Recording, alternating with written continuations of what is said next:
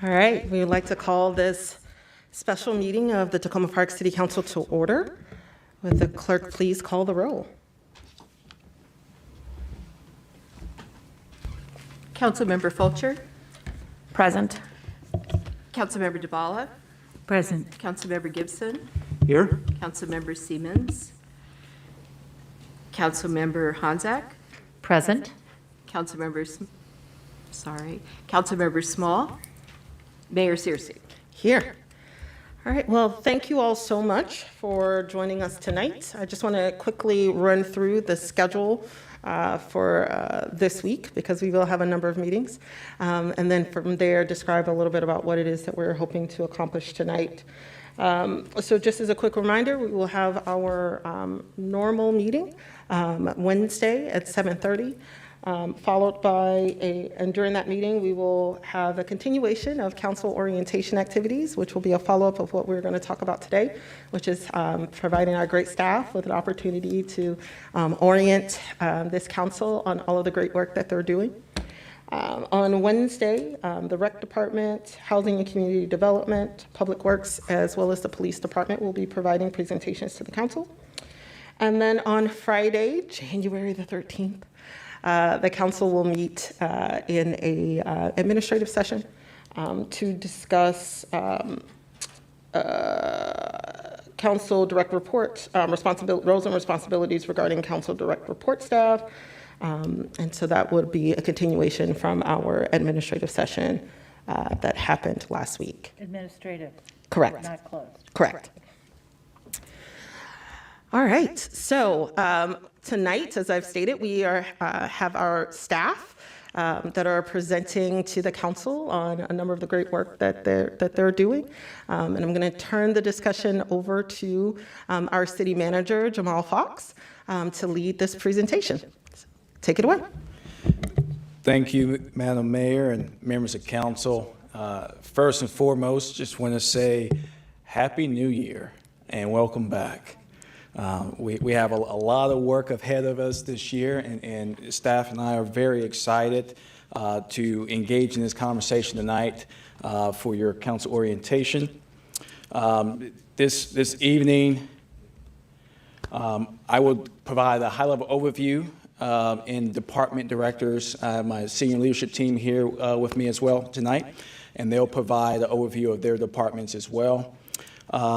And I would just request that any questions you have, let's take them after each section. So each department that comes up, we can just take all the questions at that time.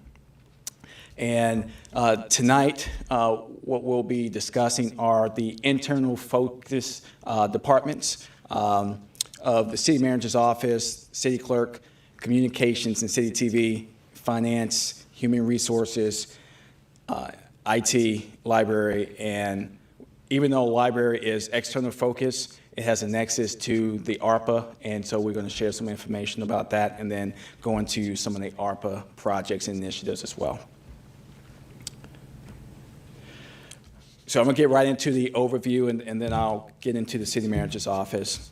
So just an overview of how the City of Tacoma Park is structured. We're a municipal corporation by charter, which is basically just a local governing board. And we are structured as a council manager form of government where you hire a professional city manager to run the day-to-day operations, which is your chief executive of the organization. Council leads the organization as the policy board, and you hire 2 staff members to council, and it's the city manager, myself, and the city attorney. The city manager and city attorney work for you as your full-time staff, and you have some other staff support from the city clerk's office. The manager, I provide policy, I carry out your policy directives, oversee and direct staff on day-to-day operations, propose a budget to you every year by the first meeting in April, and turn it over to you, and it is your budget from that standpoint moving forward. And it's my duty to ensure and adhere to all laws and code, state statutes, and other ethical provisions, as well as the International City County Management Association, which I'm a professional member of. The city is divided into 6 wards. Population currently 18,448 residents. Your total budget for this current year is a little over $40 million. Our total staff is approximately 179.76 FTEs. We have 5 facilities throughout the organization: the community center that we're in now, Public Works facility, the rec center, Hefner Center, and the library. That's our temporary library location while we undergo redevelopment of our new fabulous library that would be open in 18 months from now. And then, of course, there's a lot of relationships that happen and coexist with council as well as staff, where we work with Montgomery County staff and the elected board, other local elected bodies as well through the Council of Governments, COG. More in the overview, just a structure with the mayor is the head elected official of the body and has an equal vote as everyone else on council, establishes council meeting agendas and presides over all meetings, represents the interests of citywide, and facilitates decision-making of the full council. City council establishes the council priorities, sets policy, direction, resolution, ordinances, represents the wards, and as well as the city as a whole. Council utilizes Robert's Rules of Order, and staff develops the agenda items, make sure we post the items in advance of council meetings, typically try to be 48 hours in advance.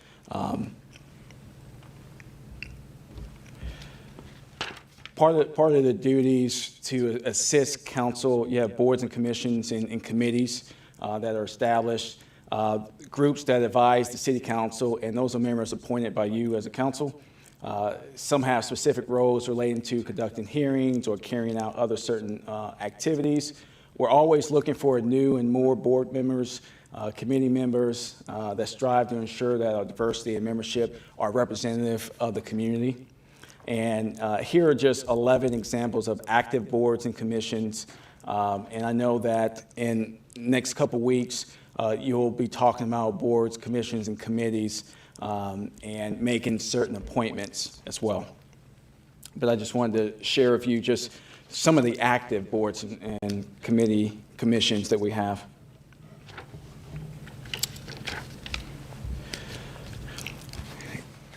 Council and council-appointed boards, commissions, and committees are subject to Maryland's Open Meetings Act.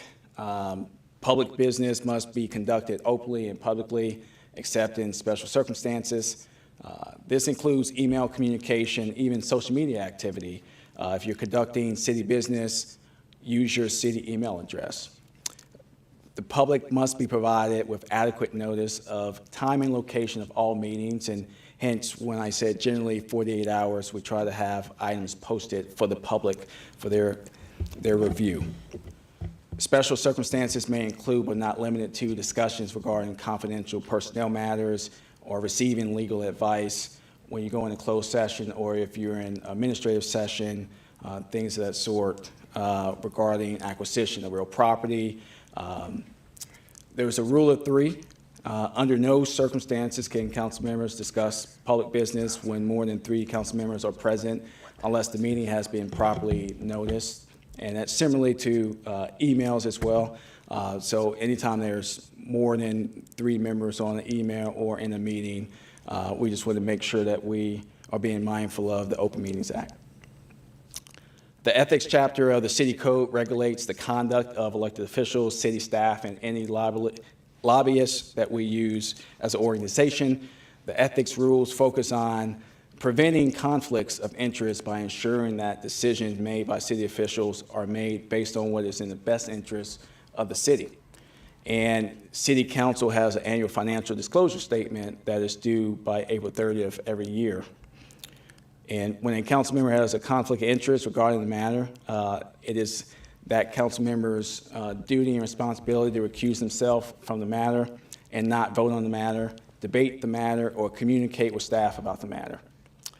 Prompt informal advice is available from the city attorney as well as the Ethics Commission to provide formal advisory opinions. And when in doubt, disclose. The city attorney and the Ethics Commission want to help you to avoid any violations or potential violations in the future. And here are the 6 council priorities that council has adopted in the past. Over the next few weeks, council will discuss the strategies and the desired outcomes for each of these 6 strategies. Each of these 6 priorities that are still relevant to the city operations, and we're fully aligned with these 6 priorities that council has identified. But more information, more dialogue over the next couple of weeks during your strategy session. You'll dive more into these. So some of the areas as far as for council, if there's ever any issues of concern, you want to make sure that you just report that to the city manager, to me. If direct any residents to use my TKPK app or submit service requests online. That's still active. Direct residents to the city's project pages on the website. Defer to any connect residents with appropriate staff to handle the issue. If you don't direct them directly to me, direct them to the department director and just copy me so I'm in the loop. We're always available to provide blurbs that you can share with your residents on your listservs or other venues that you actually use. You want to check with staff to determine whether issue falls within the city's purview. And we're going to try to manage all expectations, and we have to understand that we have very limited resources and we must spread across the entire city and help residents understand the same. And just remember that guidance must be given by the majority of City Council, which will be 4 members at any time. And then the areas that council in this form of government, council manager form of government that we have, make sure not to direct staff other than the city manager or the city attorney on any matter. Assume something is the city's fault or propose technical solutions before checking in with staff. Things are rarely as simple or straightforward as they may seem to any situation, and they may be more complex than we all may know. And we want to make sure you not commit resources unilaterally. It takes a majority of council to commit any resources.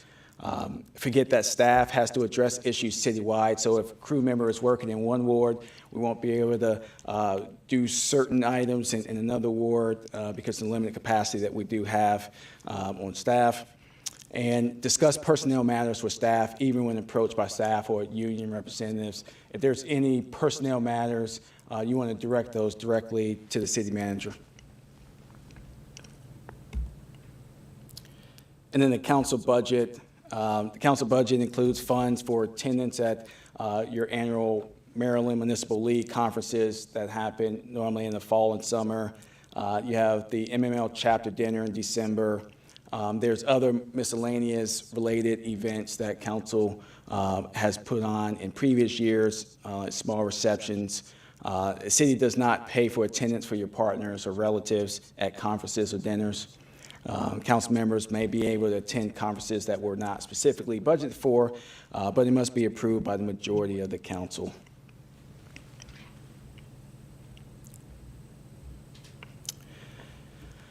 And city council staff. So with the city manager, again, my role is to carry out council's policy directives, oversee staff, manage day-to-day, propose a budget to you, and by the first meeting in April, ensure that I'm adhering to laws and ethical provisions. I am your policy partner with City Council and also an agent of change within the organization and community. Provide accurate and complete information for council consideration when you're making policy decisions and make recommendations where appropriate. I work for all 7 elected officials, the mayor and members of council, and it takes 4, the majority, to set a course one way or another. And then with the city attorney, we have a contractual obligation and duty with the city attorney, Mr. Skip Cornbrooks. He's our primary legal advisor to council, staff, and appointed boards and commissions. He represents the city in litigation and hearings and prosecutes violations for city code. He has a fixed monthly fee plus hourly work for special assignments. The other key here under the city attorney is individual council members may receive up to 1 hour of the city attorney's time without the council's consent about 12 times per year. And we have specialized counsel that we use. We have 4 other attorneys that we use. Mr.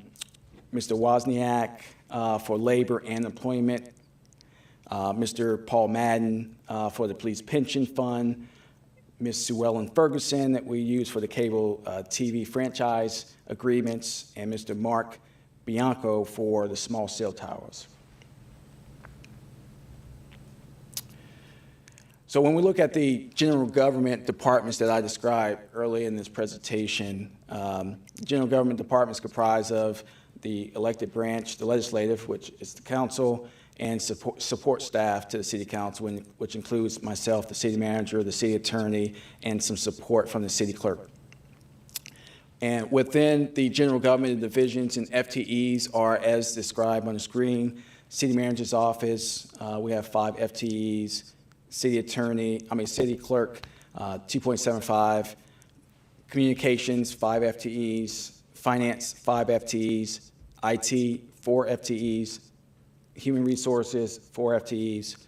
ARPA, 3 FTEs. And of course, legal services. And if I can get through the presentation, take any questions. Yes, I'm going to need you to do that. I'm going to need you to do that because this is information we probably should have had in November, and it is pedestrian in its presentation. So I'm curious about why we are going through this now when we've been installed since November, and we're now seeing stuff that is pretty general. And if this event is supposed to have us getting background from these people, I don't understand what this part is doing. So I hate to cut you off in your attempt at making this presentation, but there are any number of presuppositions that you made in the presentation that may not necessarily be accurate, including the overall list of what the council's role and responsibilities are. And so I didn't mean to kirk out just now, but I'm genuinely confused. So if you'd like to finish, please do. Yeah, I'm going to finish and then we can open up questions.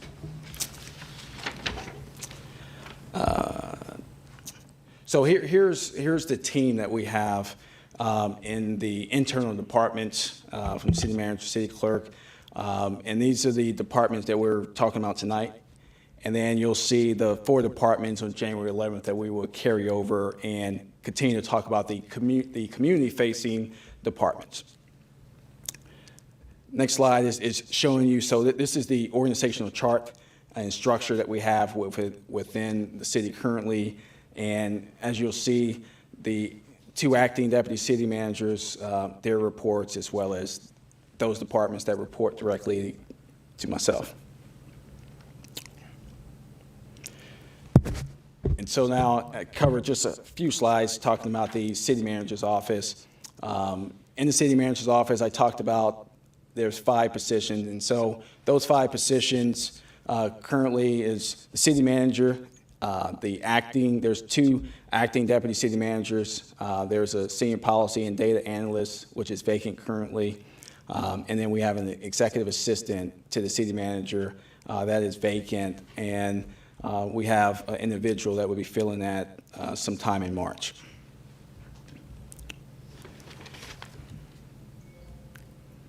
And just within the city manager's office, there's a lot of initiatives that we do across the city and making sure that we fulfill the obligation of city council and city council priorities. But these are the 4 large buckets of special initiatives. Make sure that we adhere as an organization to council priorities. Working through ARPA, which is our second budget that we've done since last year. Budget development and implementation, which is underway. And then the city's audit, the annual comprehensive financial report, the ACFR. So that's everything that cover, and I gave you just the structure of the organization and then going into the city manager's office. At this time, any questions over anything that I presented before I turn it over to the city clerk?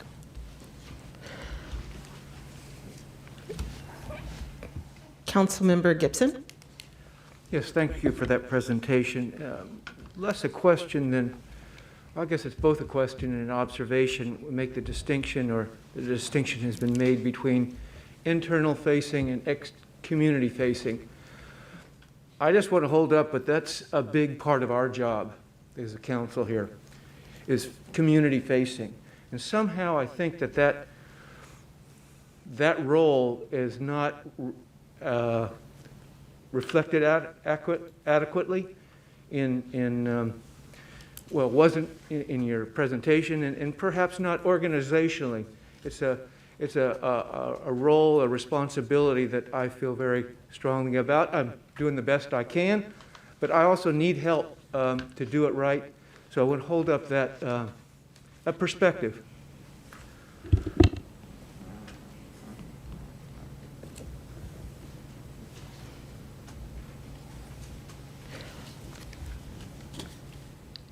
Was there a response for Councilmember Gibson, or Councilmember Gibson, you were just making a statement? I'd welcome a response, a statement. It's a statement. It's an observation and a question. How does that perspective seem to? Does that seem to be true? Councilmember Gibson, can you elaborate a little bit so I understand? Because you stated that the presentation wasn't too community-facing for you. Can you help me understand a little bit better? I'm not sure what to expect as Council Member Small indicated. This is a lot of general information, so it's a general observation. The distinction is what's to happen tonight is internal-facing entities.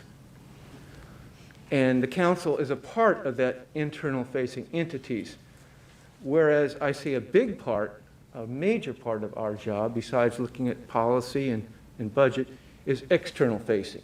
In other words, we have an external-facing, and my observation is that there isn't much support for that external outreach, communication, which is a key part of making the council, city manager form of government work, it seems to me. So if that doesn't resonate with you all, it does resonate with me, and it's a part of an allocation, a potential need to allocate attention or resources to a big part of our job, which is external community-facing work. And I'm not going to get ahead of Donna, who's going to provide more of communications. But as far as the obligation that we have, as far as this form of government and supporting council, we try to make sure that through the IFYI that we provide every Friday to council, make sure that there's information in there that you can put on your listservs in other areas as you so deem. There's newsletter, there's information. We try to provide as much as we can to council to assist you in doing your jobs and roles as appropriate as possible. But if there's areas where you feel like staff is lacking, please provide that to me, and we will definitely address that. I appreciate that you're open to considering other kinds of resources to help us do our job. Just to go back to your presentation in terms of the roles of the council, I would just want to highlight that an important role of the council is to do outreach and communicate with our constituents. And anyhow, you might just in a future presentation reflect that role, that there's a lot of don't do this and don't do that, and we do budget and we do policy, but I didn't seem to cover this additional role that I see as important. Thank you. Duly noted. Thank you. Councilmember Small? Thank you, Mayor Searcy. Are you aware that the charter confers powers that are associated with this council, and how many of those there are? There are 50 separate enumerated powers in the general sense of the charter, or of the charter of this city. In addition to that, when there are pieces of legislation that are proposed and associated with either the workings of the town or the workings internally in the office, those are not, are you asserting that those legislative proposals are suggestions that you get to decide on? Or are you saying that you were bound by the vote of this council? Because it's not really the same thing. It wasn't explicit in your presentation. I have other questions. My duty and role is to this council, so the direction that council provides is the duty I'm supposed to carry out. Okay. And so if we are at a point in the calendar year with regard to this council that was established at probably around Thanksgiving, is there value, or what is the value in the overview that you just gave to us as a council?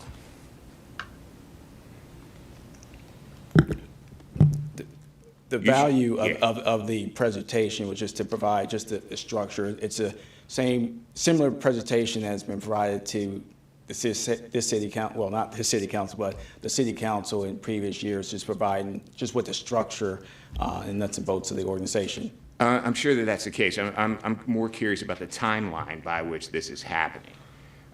It is now January, and this is, again, like if the purpose of this up to this point is for the Zoom or for third parties who may be watching, I can understand where we are. But with regard to this, it seems to me that there were some really affirmative statements about what the perception of your office seems to have with regard to your role, that kind of got lowballed into this with a lot of general information that we already had, including the fact that there is some tension with regard to who is required to provide an indication that the will of the council is being followed, and when, what the actual role of policy and policy making is vis-a-vis what the quote-unquote chief executive is doing. And I do actually think that the presupposition and the way that you have it has you at a parallel with the council, when in actuality you would probably still be in some sort of a vertical or diagonal relationship. And so I'm curious about this because I do think it's important in the go forward, if we're going to understand how we are going to have relationships with staff and how staff is going to be responsive to the concerns of both the council at large or as the body and to individual constituent services. So I'm just wanting you to say a little bit more about what you understand that role to be, given that this is, in my mind, a month and a half late. Also, and presuppose that I am saying these things both from the perspective of someone who is a member of this body, and also, without hiding the ball or anything, someone who has been excoriated by bodies like this.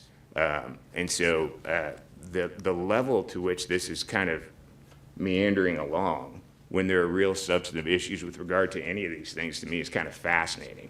And I'd like for her to get, at least understand why it is that we are doing this now, and we're a half an hour into this, and none of the things about any of these organizations that we are sort of being held from, and even held from very explicitly in your presentation.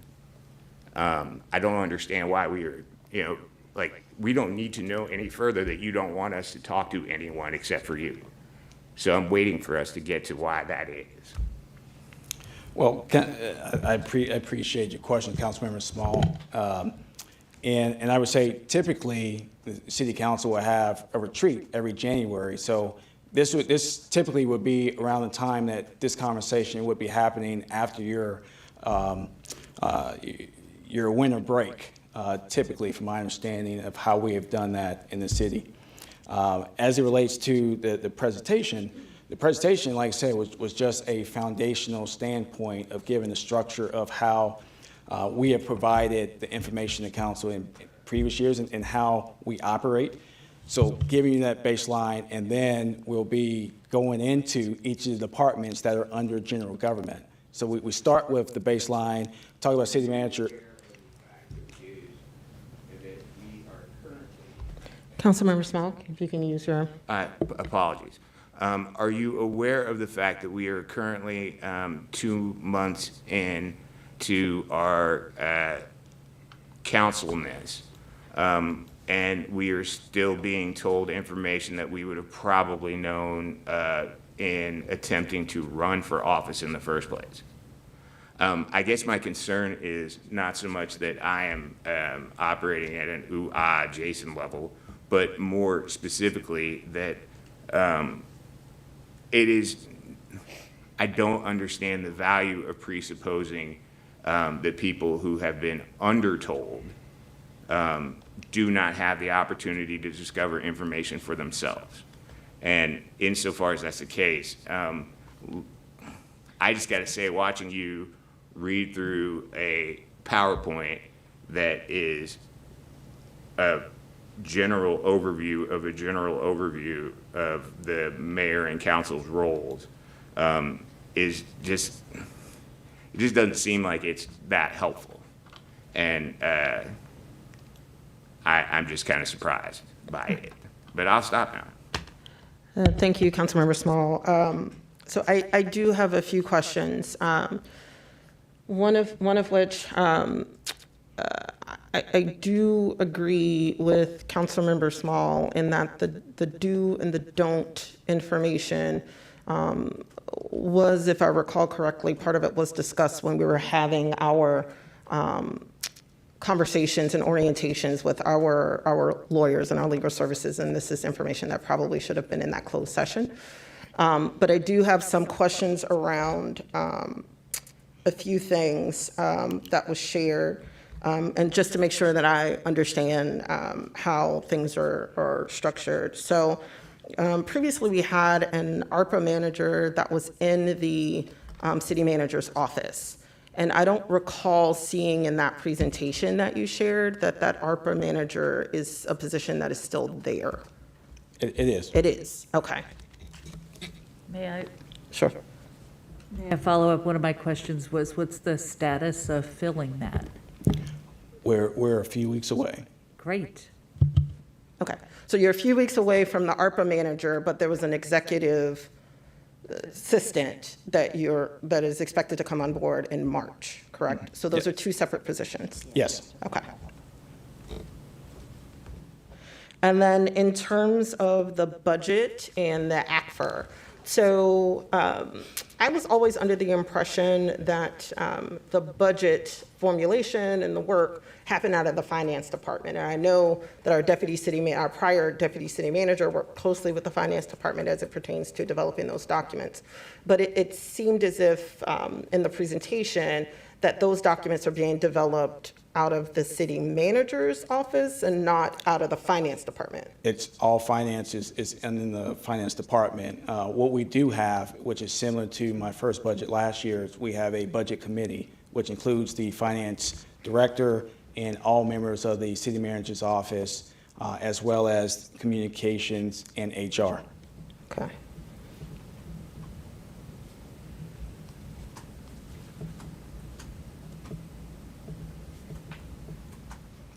And I just want to confirm the FTE count for the city manager's office. So, and Councilmember DeBala has her handy dandy budget up. Lucky for us, I have the budget open.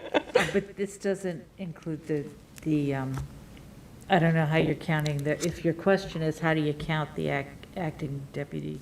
Yeah, so the acting managers? I don't know deputies. that's not in here because that was not an option at the time. Yeah, it's not in the book Yeah, it's that, not here. the adopted book, because that happened in August. As you remember, we made some transition changes, and so that happened after the budget was adopted. Okay, so, but those FTEs are not, because basically. They're not new. They're not new, but if the expectation is to maintain 2 deputies, right? Because we're in a 2 deputy situation in the acting capacity, and backfilling permanently the vacancies that were there, then we're in essence adding an FTE to the city manager's office. Is that, because I know that we were doing the acting and everyone was just kind of moving up right now, we weren't actually changing FTE totals. But Yes. So what we're doing is, and Lori will be here to speak to it more in HR, but what we did is the 2 individuals from their departments, we took their position and brought it to city manager's office since they're acting, and their totals are under the city manager's office now. right, but that would mean, though, that's a temporary fix because those FTEs are counted in the departments in which they are, right? So if you're moving those FTEs, that means you're losing 2 FTEs in the rec department and in HCD. So that, in order to make sure that your total FTE count for the whole organization does not increase. So if you are moving those FTE over to the city manager's office, but you're planning to backfill those vacancies, then you're adding people. So I just want to make sure that we are not increasing the FTE ceiling by moving people around and then ultimately backfilling. Yes.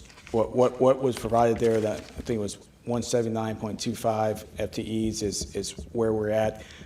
We'll be having more discussions later this spring about the transitions throughout the organization and what we need to do as we develop fiscal year '24. Right.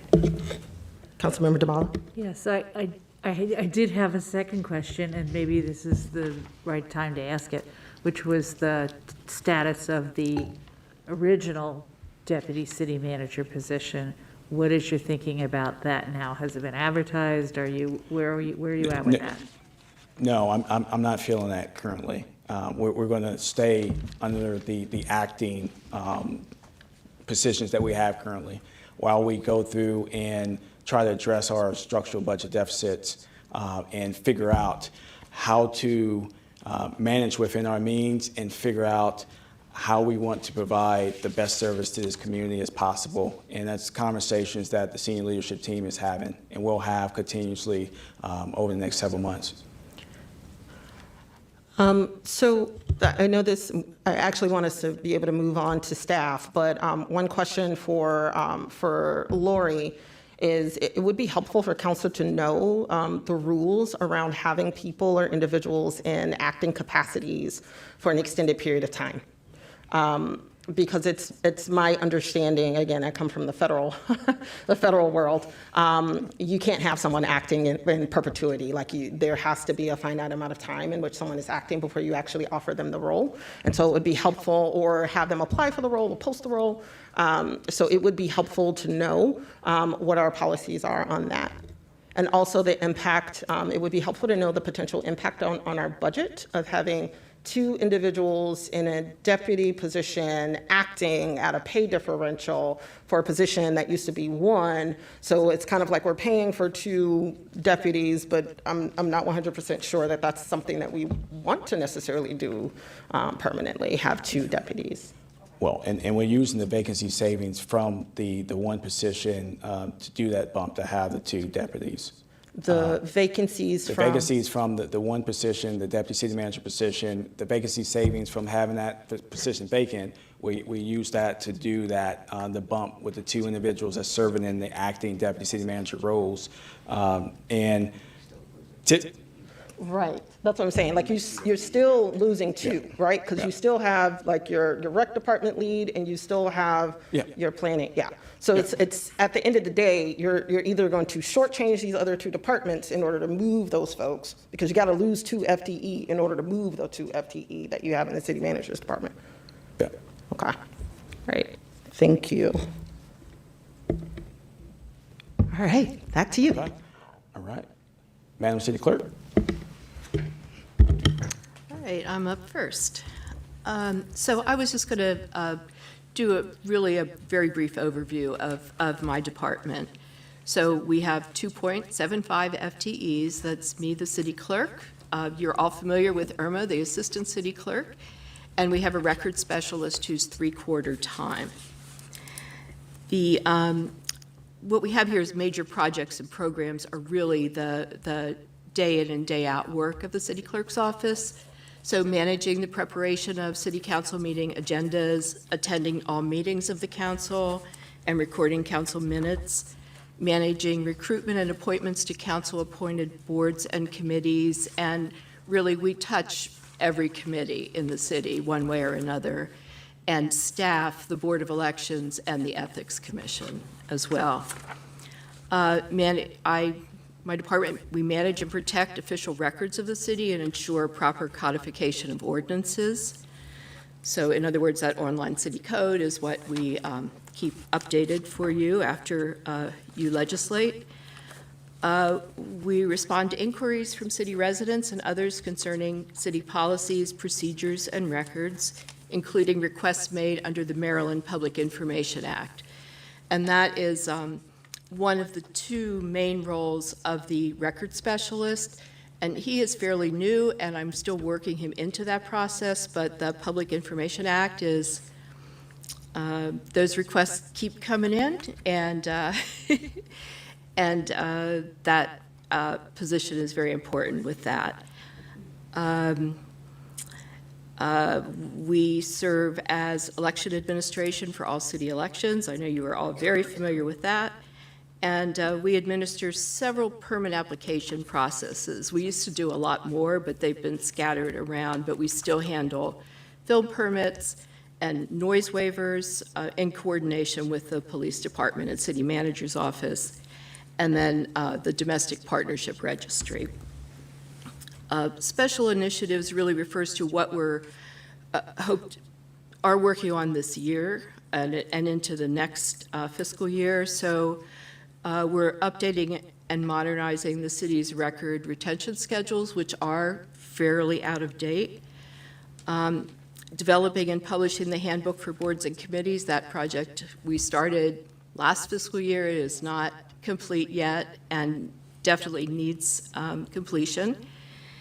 And working with information systems staff on procurement and implementation of the enterprise content management system and e-discovery, which is a critical part of the whole records management function to help us find and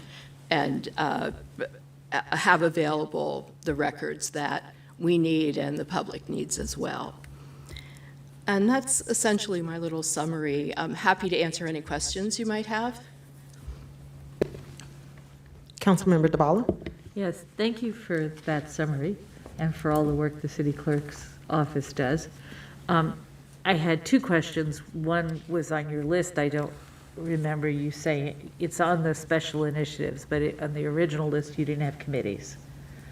Because you do a lot of work, as I understand it, with committee members. Yes. With committees and their ethics rules and all of that. And I just wanted to highlight that for the rest of the council, because a couple of you have asked me about committees, Yes. this department. And then I did have an actual question. There was an election intern. And that reminds me that 2 years ago, there was an election report that was done by the election board. And in that, there might be such things as, was that useful? Do we want a budget for an intern 2 years from now? Do you have a sense of when the election board might be coming back to us with a report on how this last election went, or are they still taking a rest? Because that was quite a lot of work. They may still be resting, but they are tentatively scheduled to come back to you on February 1st Okay, with that thank full you. report. And I specified. Yeah, and I didn't mention the election intern, but that has been, for the past, I think, 3 elections, it's been a temporary position. We've had to just add an extra person to help with the election, and I think it's a fantastic opportunity for a student as well to be part of that. Councilmember Gibson? Thank you. Thanks, Jesse. And you've been very helpful to me. Let me just personally, as one of the 4 new council members here, which is a particular opportunity and a particular challenge for this city, that the majority of us are new.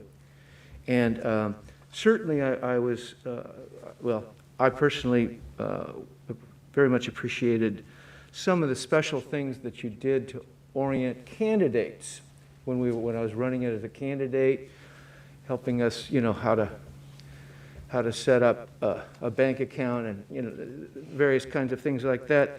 And since then, I have, you've provided information to me, and I'm sure the rest of the council. I refer back to what I mentioned to City Manager Fox about our outreach role, and it's something that I've asked you about, and I'm just wondering beyond, I'm looking at the departmental goals here, and arrange for the swearing in of new city council and assist with council orientation. It sort of stops right there. I'm wondering if there are any goals or activities that you would see within the purvey of your office that would further the capabilities, the preparedness of the, particularly the 4 newbies here. So it's a question if you see any opportunity, or if you think that need is either misplaced or it belongs someplace else. Thank you. Sure. In terms of the communication issue that you had raised, I have gathered some information from prior city councils that I plan to share with you all in case that is helpful in terms of how they communicate with residents. I am looking forward to you all to be able to participate in MML activities where you can discuss things, learn things from other cities and how councils are doing things. So that may be helpful to you as well. Typically, managing your external communication with your constituents is not something that the city has done. We quite honestly don't have the capacity to be doing more than we do with that. That may be something that you want to think about for future, but at this point, that is not something that we would typically manage, but very happy to help you find solutions to concerns that you have about communication going out from your offices. Thank you. Thank you. Well, I appreciate it, and I do want to learn more about MML and previous council members, as well as we've done, all of us have reached out to each other to try and find out what we can. It strikes me that this, and I had come from a training and organizational development background that suggests that a more explicit, a more organized approach to new council is in order, particularly when you've got a majority new council, and with the role of communication, both with constituents. I think that deserves, I see that again in the departmental summaries, develop and publish a handbook of boards and committees. I might want to suggest that we have a handbook on the council, how the council manages its communication, how it seeks data or information, training, other sorts of things, and have it a little bit more systematized and less I hate to say it, sometimes feel like it's a sink or swim operation, and notwithstanding that individually I've gotten great support from several staff members when I reached out, but it did seem like that was something they're not familiar with. And so I appreciate the personal responsiveness, but organizationally, I think it's a missed opportunity. Yep. I was just talking with a fellow city clerk over the weekend, and she was telling me what they do with their council orientation, and that they have a book. Really? And there's always things to learn from other municipalities, for sure.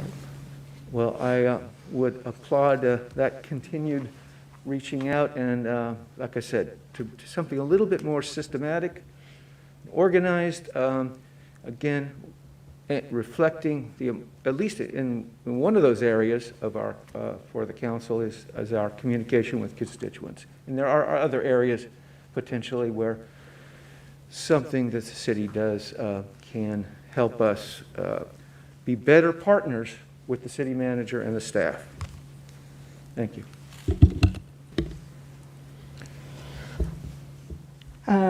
So I just want to echo my appreciation to Jesse for all of the hard work that you and Irma and everyone is doing, especially during the election and all of the work that was with the boards and committees and the commission work. Just to let my colleagues know, the boards and committees will be another session that we have in an upcoming meeting where we'll walk you all through a little bit more around what the various committees are responsible for, what our role is in terms of appointments, and we will also talk about how we hope to organize ourselves around making those selections. So I just wanted to give you all a heads up in terms of what's to come. And that is all I have. So we'll turn it back over to City Manager.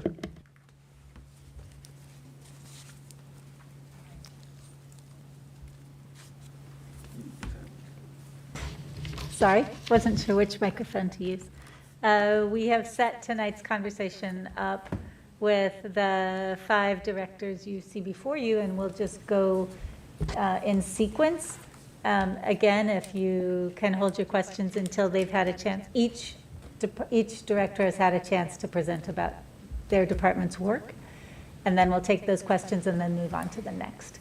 So we'll start with communications and city TV. Hi, I'm Donna Wright, and I was wishing my department started with the letter Z instead of C. Anyway, I just wanted to say that City TV and communications have collaboratively worked together over the last 2 years. We're in different realms in terms of our space of our outreach, but we do a lot of collaboration together. So with that said, we have my communications department has 2 people in it, and we have a resident writer or media specialist that has been with us for the last 7 years. The person was mainly connected to the editor, the newsletter editor, and that person is part-time with no benefits. And then City TV has 3 full-time FTEs, and they also have a pool of students that they pull from, also part-timers with no benefits, that they're able to help with editing a video, all the things that go with that, music, imagery, things like that, that are very time-consuming, that we're not putting on the full-time people. And I also wanted to say that communication manages all aspects of the Tacoma Park outreach efforts to residents, media, partners, and internal stakeholders. We literally touch every department in the city. And I wanted to give you a snapshot on our engagement and outreach. I don't think everyone realizes the number of applications or platforms that we use on a regular basis every day. We are level 1. We actually broke up our communications as we started getting more and more, and some of the communications required, because of community-wide impacts and things like that, required a higher level. So the first part is website pages. I don't want to read them all, but I wanted to give you a list so you would have an idea of what it is that we're using. And again, these are just terminology. Each one of these applications has its own requirements, criteria, updates, things that we have to stay on top of. As you've probably heard, Twitter is having a massive amount of issues and problems. TikTok got kicked off of all government sites. So we have to also stay on top of trends as things are moving along, which is part of our job. So we use basically a level 1 routine, which is we cover website blogs. They're called blogs on the website. They're really posts. We do social media, which of course includes all of Twitter, Facebook. The other new component we added this year was the radio show. We combined with our city TV to have interviews with residents, department heads, community leaders when we were working through census. We took a little break with COVID. We're now back full steam ahead. And as new department heads come in, we have them come on the radio as well. And we also have the department managers who would like to come in and talk about conversations that are happening with their events or programs. And we also do the same show in English and Spanish. So we are able to have some of our staff also present on there as well. So level 1 is basically covering just about a little bit of everything. We have a bulletin board, as you probably saw when you come into the community center here. We have cable channels, closed captioning, which was instituted this recently from City TV. We also do internal communications. We let staff know when things are changing, COVID tests are available. We get updates from our emergency preparedness, our city manager, things that are impacting all of the staff as well. So we also send out staff new hires. We announce every new hire every month, and we're continuing to upgrade that communications. I just want to remind you that there's 2 of us doing all of this, so just an FYI. Then we have a level 3, which is, or I'm sorry, skipped. A level 2 would be really like design, posters. We start getting involved in translations because the impacts are big. Mainly, for instance, we just had a window guard that we know was all really important for the city. Multifamily buildings, not only property owners, but property managers and renters. So we created a flyer for that with visuals, guidelines, things, and we back it up with a website so that people can go to the page to find even more information. And then we put it out through social media, post and all, and of course the newsletter, which is our biggest printed communications that we have that goes out to every household in the city. It's over 6,500 copies are printed monthly. And in addition to that, our newsletter editor has left. So we're right now looking to hire as a contract position. The money has already been in the budget because of the editor has been there. We just had a change of venue, and the newsletter is really an amazing communications tool as it takes all of our residents through the journey of how we're spending tax dollars. And that's a new implementation from the city manager.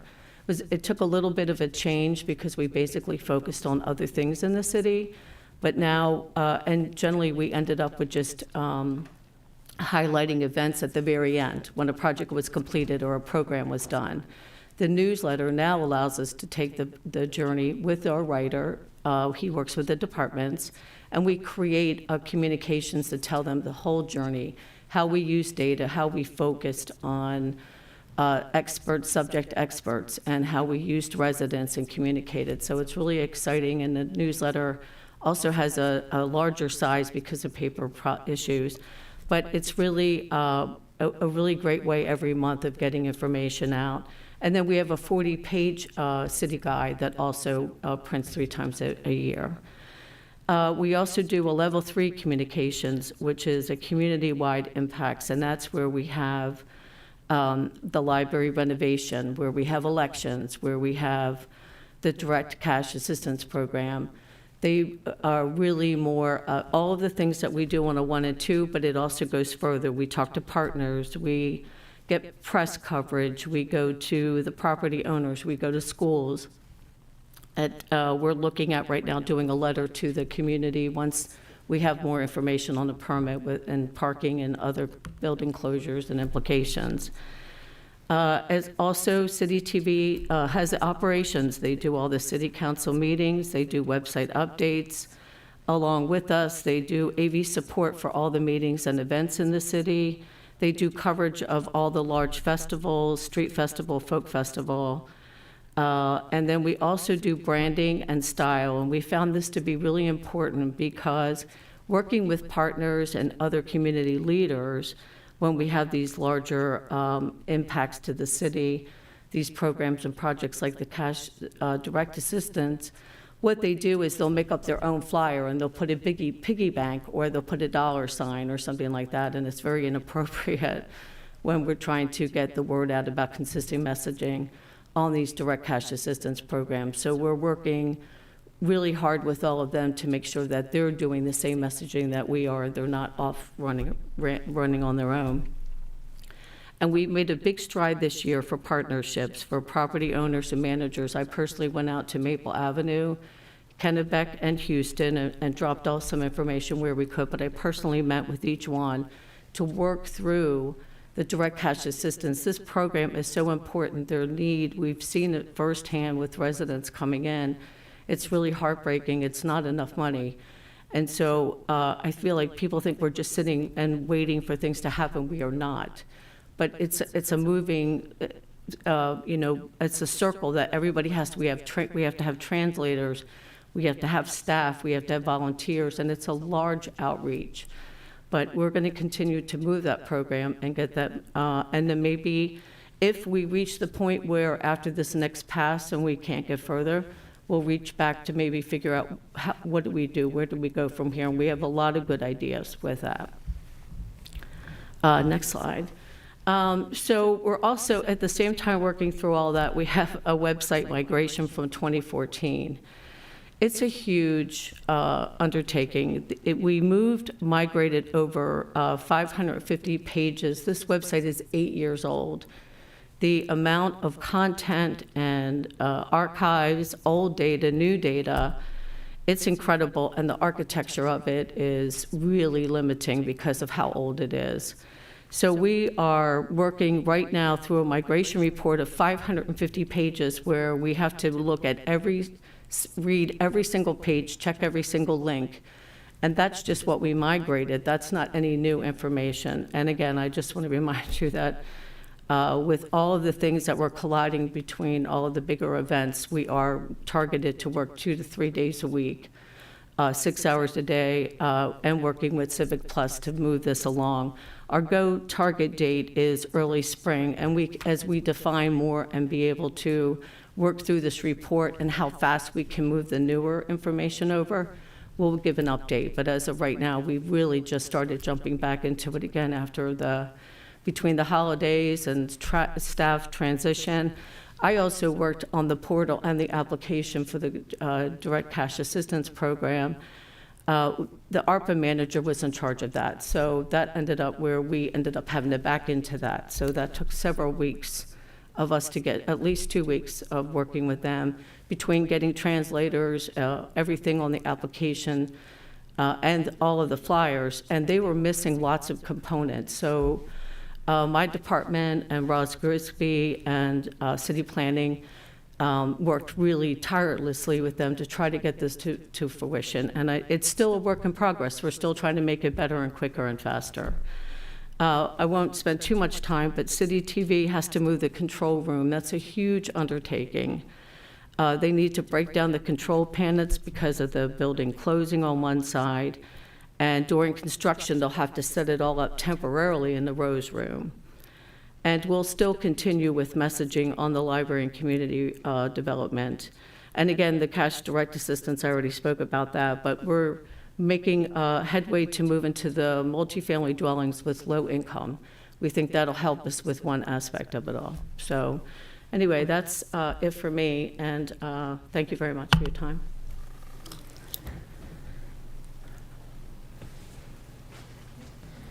Councilmember Hazak.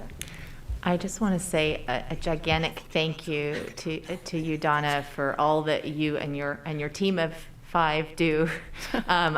I feel like you should be, a team of 50 trying to do all of these things. And I know I myself, like Councilmember Gibson, have had a lot of needs in the communications realm.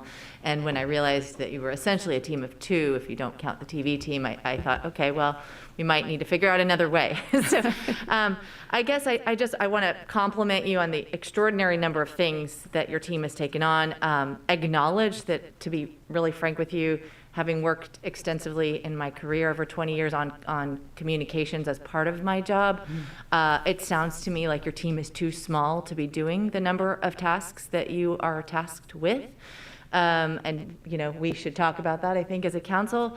But I wonder if you could speak just a little bit more to how you do leverage your team of, I'm going to call it a team of 2, because 3 people are allocated essentially purely to TV.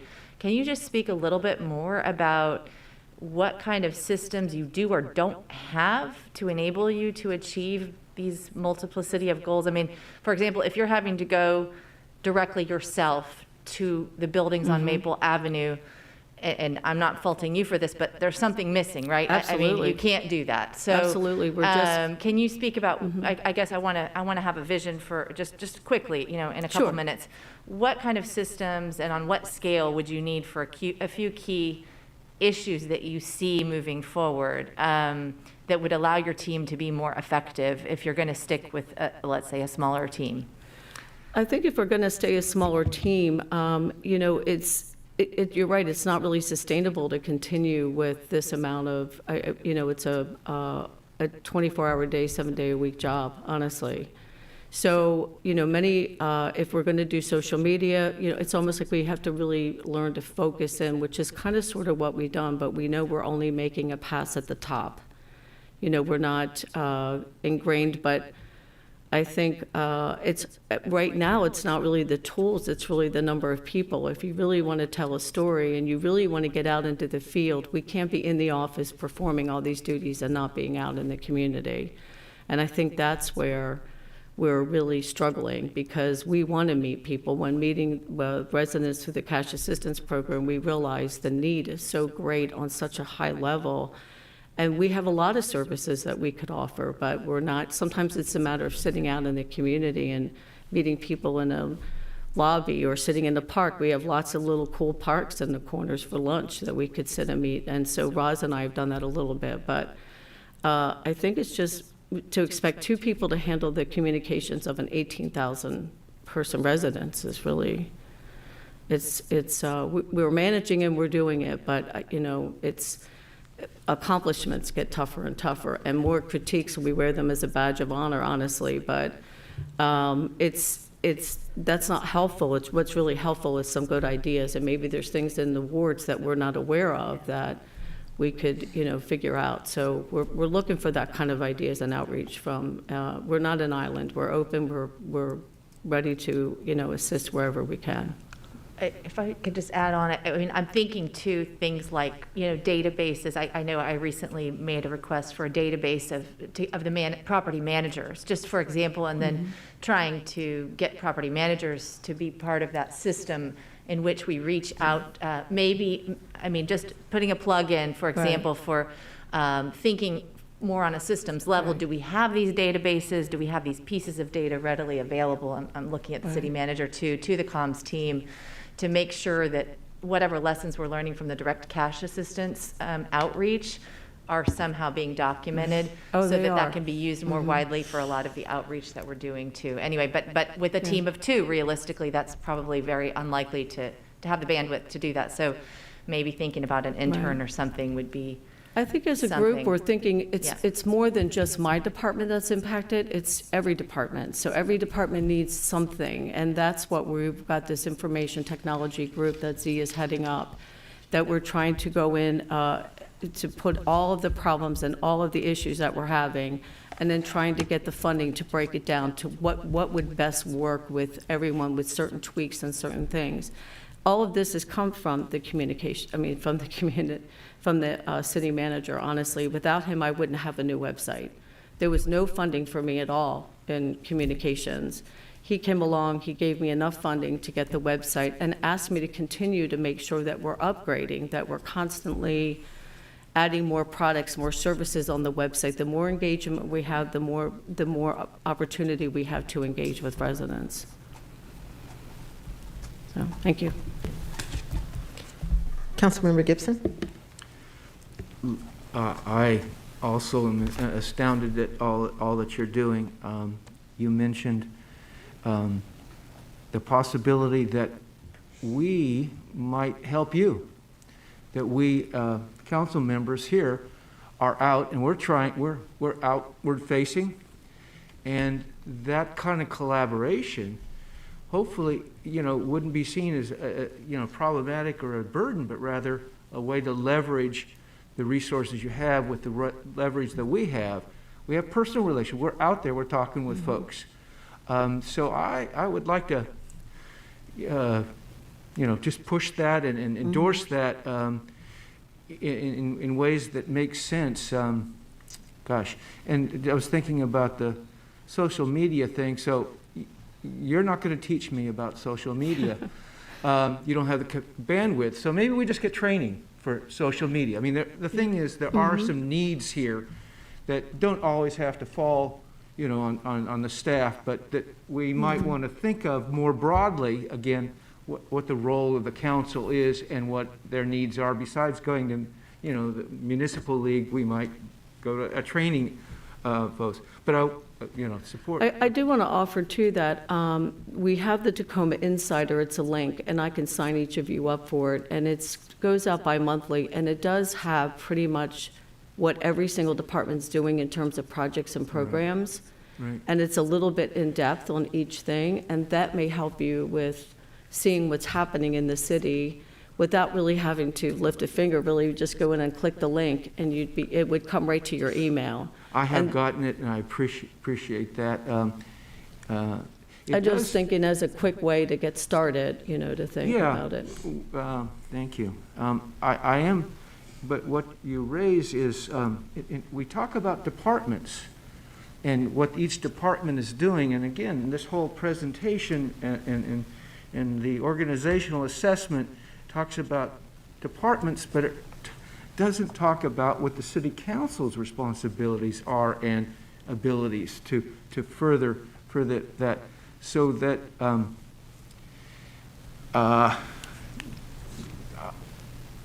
that I think again needs to be reviewed, how it can help further the mission and the priorities that the council sets up. We can do more, but and I want one last thing. I really appreciate the consideration of getting the direct cash assistance to multifamily groups. I was asking about that for Victory Towers in particular in my ward, and I'm really looking forward to telling them that it's coming. Yes, we're working on it. We'll have some dates for you Thank you very shortly. much. Thank you. Councilmember DeBala? Yeah, just very quickly, I also think that your ideas about trying to find out what's going on in wards and using the lessons learned from the direct cash assistance from some of the other COVID programs is a really good idea, and I think it would be helpful to have in the near future a session that focuses on communications generally, the role of the newsletter, how do we get maybe all the departments are using all the lessons learned already, and I just don't know that yet. Looking at how that all plays out, how we might want to see that differently. I've heard a couple of other council members mention similar things in the last couple of weeks. So let's just park that as an idea. I did have some specific questions. You answered one of them about the website. And I can do some of the more specific questions offline with you sometime. Okay. We don't have to do it now. That's it. Thanks for the presentation. Thank you. Great. Well, thank you, Donna, so much. I want to echo my colleague's sentiments of, wow, it's a lot. And many of us at the dais can understand your pain because we spend a lot of our time doing the door-to-door engagement with folks as well. The website was a big thing. I think we put it in the budget, under the prior city manager, perhaps? No. It wasn't? No. The We'll check on funding that. was actually put in, and I think it ended up being a mistake, and we ended up moving it into the website piece. So it actually got in because I was late, and no one caught it. So, It's like, wait a minute, I asked for that a lot. yeah, I asked for I that didn't hear since I that. I'm started just- in 2018, honestly. I'm I just asked glad for that it. it's happening. I'm glad that it's happening. Yeah, me too. As I said, I appreciate the that- city manager saying, do it now. Yeah, because that was a big thing for me as a ward council member, because during our last community survey, it was very alarming to see that most of our residents got their information from their neighbors and their council members, Right. and not our city website. Right, yes. It was alarming to me, too. And so one of the things that I do think may be important for us to think about is, I know the website migration can be painful and the functionalities and kind of thinking through functionalities, but from my engagement with the community, we have two camps. We have large groups of folks who perhaps live on listservs and social and Nextdoor, and relatively speaking, if we're able to, through our website migration and through changing our processes internally, incorporating social media and outreach as a part of all of our day-to-day activities, right? So, hey, we're going to do a sidewalk meeting. Let's make sure that the Public Works puts together a quick blurb that would then go out, and then we just have an RSS feed. We're just pushing It does out have that capability. yeah, so it's just pushing out content, and people can choose. You want a once a week blurb of everything that's happening. You want a once a month. Right. That something like that would be helpful, because I think one of the main challenges with the Insider is the frequency, right? So many of us are asked to provide those kind of updates on a weekly basis, right? So if we were, as we're going through the migration, as we're thinking through how to improve communications, figuring out a way to make sure that those feeds and those updates are automatically feeding in, and then you do that push, I want my weekly update, that gives me a starting point as a council member of things that's happening right now that I could push out to the community through the listservs and the like. So that kind of helps to address that group, or that group of folks that are technically savvy. And hopefully, if we are able to streamline those processes, it will give us a lot more time to deal with the people who are not. Right. Where it is about trust building. We learned through our rec center community engagement activities, it's not just enough to say, I'm the government, I'm here to help. You have to actually build those relationships, get into those networks, and really work to build trust, and then information sharing. And so one of the things that I know is still in the queue for the ARPA is the community navigators, right? So trying to build some of those networks of trusted individuals, particularly in a number of our multifamily buildings, that will help us with pushing information out. Because what I've seen with property managers, you have some property managers that are invested in making sure their residents get information about direct cash assistance, and then you have others who could care less. That's not part of their day-to-day job to serve as a social service coordinator, right? Right. So I think it's going to be really important for the city management office, like as we start to talk about more of these ARPA activities and the navigator piece, how can that also help to aid and provide some extra bodies on the ground to help with communication? Because you, unfortunately, and you're one other person, can't be pounding pavement in terms of trying to deliver flyers. That's one of the goals of perhaps having that community navigator program up and running to kind of help in that effort. So that is something that I do just want to make sure that we get a parking lot for, so this council, when we do the ARPA updates more thoroughly, we could provide them with an update in terms of some of the activities that are funded, but perhaps haven't been kicked off just yet due to various, staff capacity issues and the like. But that was one of them. So when I hear that you're going door to door, it's like, oh, well, if you had the community navigators program set up, they would be the ones going door to door to help us with communicating this information. I did enjoy it, though. But again, I appreciate all of the work that you all are doing. It's so important. We have a very active community, and making sure that we're providing information as close to real time as we can just makes it's so helpful to folks in the community and for this council. So thank you so much, Donna, because Thank you. wow, two people yeah, Thank you. I do want to that's a say lot. it takes a village, honestly, and every department that we work with, they're the experts. So we're really fortunate to be able to have this information and share it so quickly and rapidly. And they really give us the real meat and potatoes of what's happening, and together we come up with strategies. So I think we're all headed in the right direction. There's not enough of them either. So we're just, trying to work on each other, help each other through these things as we can. Great, great. Thank you so much. Thanks. Thank you. So sorry, Councilmember Gibson. Yes, just two things. In terms of getting the word out, the other leg of this stool, besides the staff, the council, is our civic groups. We have some really amazing civic groups here, formal and informal, that do a whole lot. I'm especially familiar with the climate and environmental groups, but I know that there are other groups that are delivering groceries, that are doing, are looking at all kinds of issues. So that's something that needs, I think there's value in seeing how that can do the outreach that we need to communicate, to educate.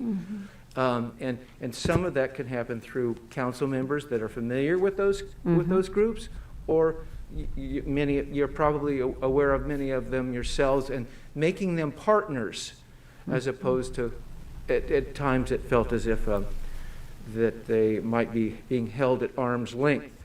And then just a question about all these great platforms, or whatever the right word is in terms of getting the message out. You talked about radio, there's TV, there's the newsletter. Are any of those, is any of the, I guess the content of those, or how should I say, is there any involvement of this council in helping to give any kind of feedback in terms of the direction of the website, direction of the newsletter? We definitely have a focus group plan for the website, the migration. Once we're finished the migration and we're close to launching, the departments will have a chance to review their areas to make sure all the content is current. And then after that, the city manager has asked that we do a focus group with council and residents. Okay. So we'll have a test period of a couple of weeks to try to break it, see what happens, what we're missing, what we don't have. It'll just be a different look, a different feel, and what you're searching for as opposed to what we search for. So, Yeah, and we see different parts Yeah, of so the community there's that definitely you a don't. plan. And I think of all of the platforms, the website being one, but the newsletter is another important thing. I think it's one of the most read documents in the community, and what should or should not be included.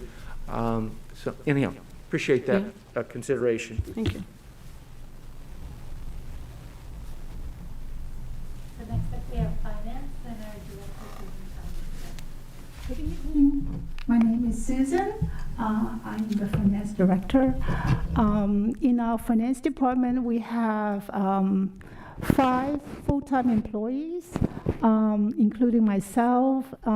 There is an accounting and budget manager who handles anything related to budget and also internal operation of the accounting. We also have an accounting supervisor. He's taking care of all the payroll and also the accounting function. And we also have an account receivable accounting assistant who takes care of all the payments. We have a finance window, which is front-facing, and we accept all the payments via phone call, and we also accept payments online, and also we accept payments at the finance window. And besides taking care of the payments, that particular individual also take care of the monthly property tax payment that we receive from Montgomery County. And he also take care of the stormwater billing every year around June, the license and refuse payment in December, and these are the revenue the city receive, okay? This is the particular job function of the accounts receivable person, and we also have an accounts payable person who is taking care of all the payments. For example, we have the new ARPA fund, and there are a lot of checks that we need to issue, and it's getting like over 100 checks each week. So all these need to take time and to process. And also we have the payroll, which is done bi-weekly. So everybody in the city, employee and council, can get the payroll process. Besides that, we also do financial reporting, and our responsibility include proper accounting and reporting of all the financial activity of the city. We also support the city council, the city manager, and the city department through recommendation on resources allocation, fiscal policy, efficient operation to advance the council's interest in fiscal prudence. And we are also responsible to monitor and control the flow of the revenue and expenditure so as to maintain accountability of funds and to operate the city within legal and budgetary constraints. And finance department, finance is not a department, it's actually a division within the general government. So we are not a department per se. We prepare the city's annual budget and the capital improvement program. And we have two budgets that we need to process in the budget document. One is the proposed budget. The other one, which we usually process around August, is adopted budget. The adopted budget is the one that we usually presented to the GFOA for our budget award. And the city manager's proposed budget must be submitted to the city council on the first Wednesday of April each year. So this is some of the major function that the finance department is handling. And we also have some special initiative. Every year, we are very fortunate to receive the Certificate of Achievement of Financial Reporting from GFOA. And the last 5 years, we also received a Distinguished Budget Presentation Award from GFOA as well. And this year, we're going to work with the city manager's office to do a community engagement budget project. And this is called Balancing Act. Balancing Act is a full suite that will help give us the simulation, prioritization, and tax payment receipt. This particular project is recognized by a lot of the local city and county, and it helped give us a platform for community engagement. So we're looking forward to have this Balancing Act established as soon as probably around the budget time. So hopefully it will be open and we can engage our community members to use this Balancing Act to learn how to balance the budget, okay? And the other initiative we're working on is the financial consulting with a firm called Raftalis, and it is a firm to provide us with a 10-year financial forecast. And the complete financial forecast report should be available by fiscal year 23. So we're going to could use this contractor to do a financial forecast, and it will be done every 3 years. Because, you know, financial forecast can be accurate as far as maybe 1 or 2 years. After 2 or 3 years, the forecast may not be as specific. So we want to do every 3 years to make sure that we're, running the right trend. And also because of the available fund in ARPA, we are going to do an interactive online budget tool, which is coordinated with our financial software, Tyler Technologies. And we're going to have another financial software upgrade in the future as well. So these are the main initiatives that the finance department has. So be glad to answer any question if you have. Councilmember Dabala. Yes, thank you very much, Director Chan. Say a couple questions. Say for me again the difference between the community engagement project, which is some kind of computerized platform, and the interactive online budget tool, which is also something computerized. They're not the same thing. They are not the same, but they are two different type of software. They are all website based. They're Okay. based on the website. So for the Balancing Act, it's like online budgeting game that the citizen or council or even staff member, if they're interested to see how the city is balancing the budget, then they can use that tool to input your priorities of what is more important to you in order to go forward with the current fiscal year budget. And then this is more like an educational tool, while the online interactive tool is also web-based, but the data in the interactive tool is the actual city financial data. And you can drill down to see, for example, if you make a payment of ARPA fund for online cash assistance, we can see, go in and drill down to look in.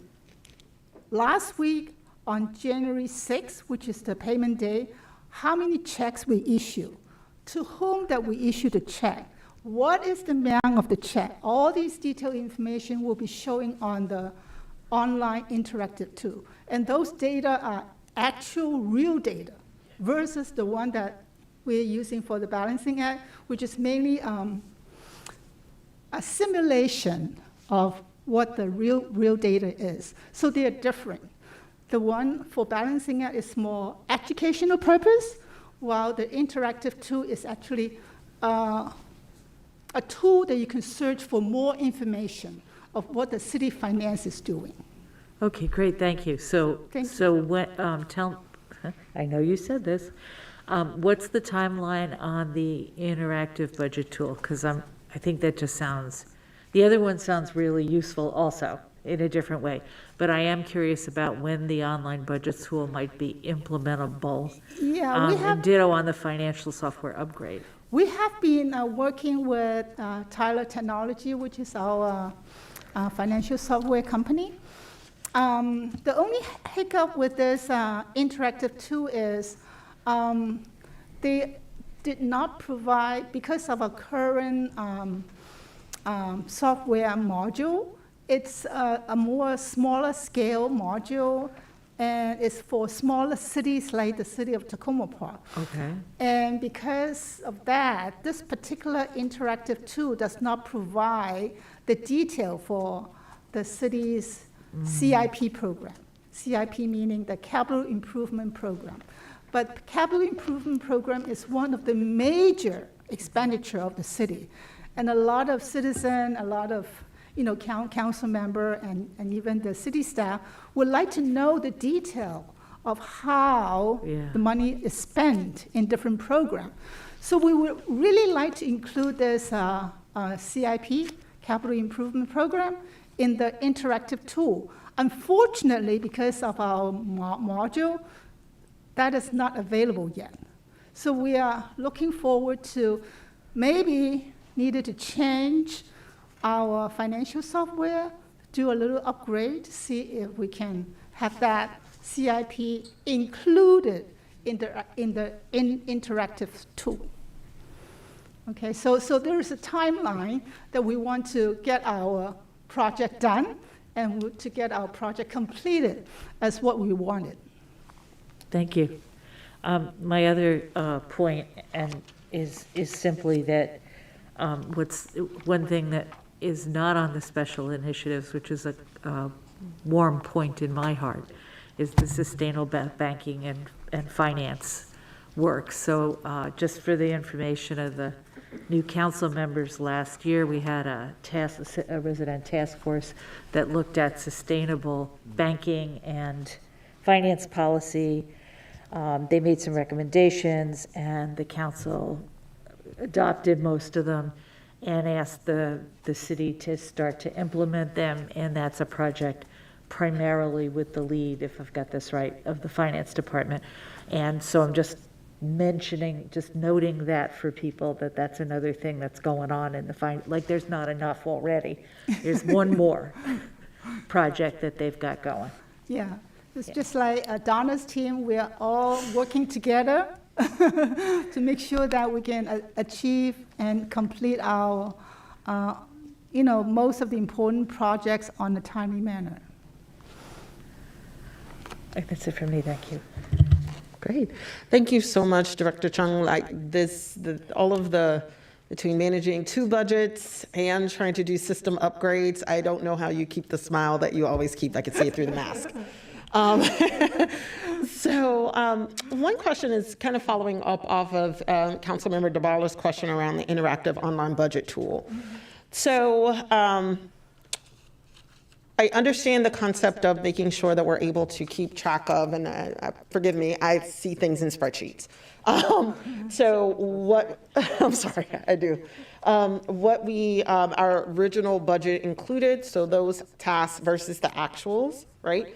And then we a lot of times have budget amendments where maybe we have something new that came up that the council has approved, it wasn't in the original budget, or this, that, and the third. How, or are you all far enough along to know how a tool like this would account for that? Because one of the things that I'm trying to think through is, if the goal of having this interactive online budgeting tool, it's so that residents can see our adopted budget and what proportion of those resources have been expended at a given point in time, then we would need to figure out some way to make sure they know which items came on after that adopted budget had already been voted on and approved. It was something separate. So if that's not something that folks have thought, it's a level of nuance that we don't have to get into tonight. But that is something that I'm kind of thinking through and wanting to make sure that at least when we're bringing this tool to life, that we're kind of thinking about those instances, albeit they're few and far between, but those instances where we have to deviate from the adopted budget and how we would make that clear to a user. If one of the questions that was raised was, okay, well, how much of this adopted budget have we spent to date, if that makes sense? The information of the adopted budget and then any budget amendment that is done after that, it's something that is available in our financial system. So a lot of the city staff, the employees, if they have the access level to see all those budgets, they should be able to review that in our financial system. So I'm hoping that this interactive tool will provide us a more in-depth look of how to show the adopted budget and how much it will be updated, how various data are being updated with the budget amendment, with any change of the budget and things like that. And with that, to come up with the final adjusted budget. So, and this adjusted budget is supposed to compare that with the actual activity of the city that usually bring us to the financial statement. So I'm hoping that this interactive tool will provide a platform for us to see all those information in there. So I am still in the exploring mode, and I'm talking to the project manager of the interactive tool and wanting to find out how in-depth those information would be available. Great, thank you. And I'll just add to that, the platform will be able to customize those dashboards to provide the decision makers, you all, more information because it'll pull off of the data that we actually have within the system. Thank you. Ma'am. Thank you. Sorry, one light went on, then one light came on, then one light went back on. Okay. Councilmember Smalls, you're up. Thank you, Mayor. I had a quick question about the process by which the budget and/or the flexibility of this tool will be utilized. And it's based on the premise of being up here and the last couple of meetings where budget ended up being even tangentially discussed. There were people who are residents who consider themselves to have a degree of expertise on the minutia of the budget and where monies could be found and could not be found. And I'm curious about how easy or how much easier it will be for the average citizen to understand where their money is going with these tools, or if it is still going to be sort of a generalized landscape where someone could say something about a random fund that has been gaining interest at X rate that could be moved to do, like, that is a little bit or a degree of complexity that it's very hard to verify even at a base level. So I'm curious about where you see the process moving for the general understanding of the people. I actually did a little research before going on board with this online interactive tool with another city on the West Coast. And based on the information that I received from the city, they said that at the very beginning, most average citizen may have a little hard time of using or navigating the online interactive tool. But, you know, once they give us a call or, you know, finance department staff are able to help them to navigate through it, most citizens should be able to go through that, and they can even print from that particular website. So it is not very difficult, but it may need some guideline from the very beginning. So this is what I heard from the other city. So hopefully this interactive tool or this particular module should have some kind of improvement going forward, so it will be a lot easier for people to navigate. I guess, and I appreciate your answer, I guess from a policymaking perspective or from the implementation of the funding for the municipality, I guess, is it, worst case scenario, is it possible for there to be some sort of a gadfly's people's budget that is offered as opposite whatever the official budget that is going to be ratified is, based on the utilization of this tool? So like, could like 6 or 8 people get together and decide that they have put together a much better budget for this town and advocate on its behalf based on this information? As far as I know, this interactive tool is very well utilized by a lot of neighboring cities and the cities in the West Coast. My intention is to find some references, you know, and I may even need to go to those cities who have already implemented that tool to see how well received this tool is by the citizen. So at this point, we haven't got into that point yet because we're still in the initial stage of finding out the pricing, the functioning, and doing research and looking at the other cities' website, how easy to navigate and things like that. We're not at the step of finding out a reference and looking, actually go on site to that city to see how the interactive tool is being used, I would like to have that opportunity, actually by using it myself or one of my staff using it, to feel how it is useful. So this is my second step.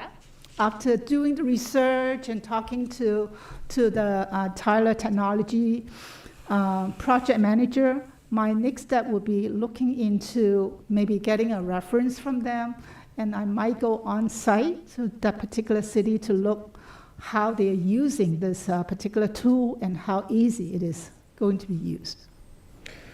I do just want to quickly follow up on Councilmember Small's question. So just so that I want to make sure I'm clear. So we're talking about two separate tools, and there's one that is designed for residents to play around and try to balance the budget, right? Yep. And that tool, the data that residents may have in terms of balancing may be old data, right? It could be data that we're asking them to play around with from a prior fiscal year, or some data that we're trying to use just to get them to play around, because the goal in that kind of system is not necessarily to have them zero out, but to give us information around priorities and how what people value and the like. Exactly.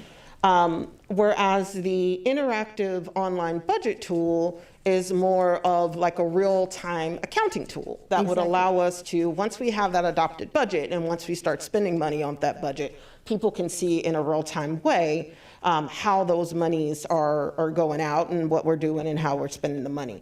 So am I correct in how I'm categorizing? You are absolutely right. Yeah.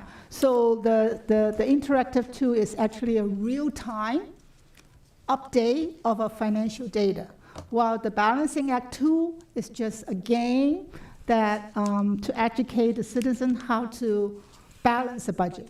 So they are two different type of financial tool that help.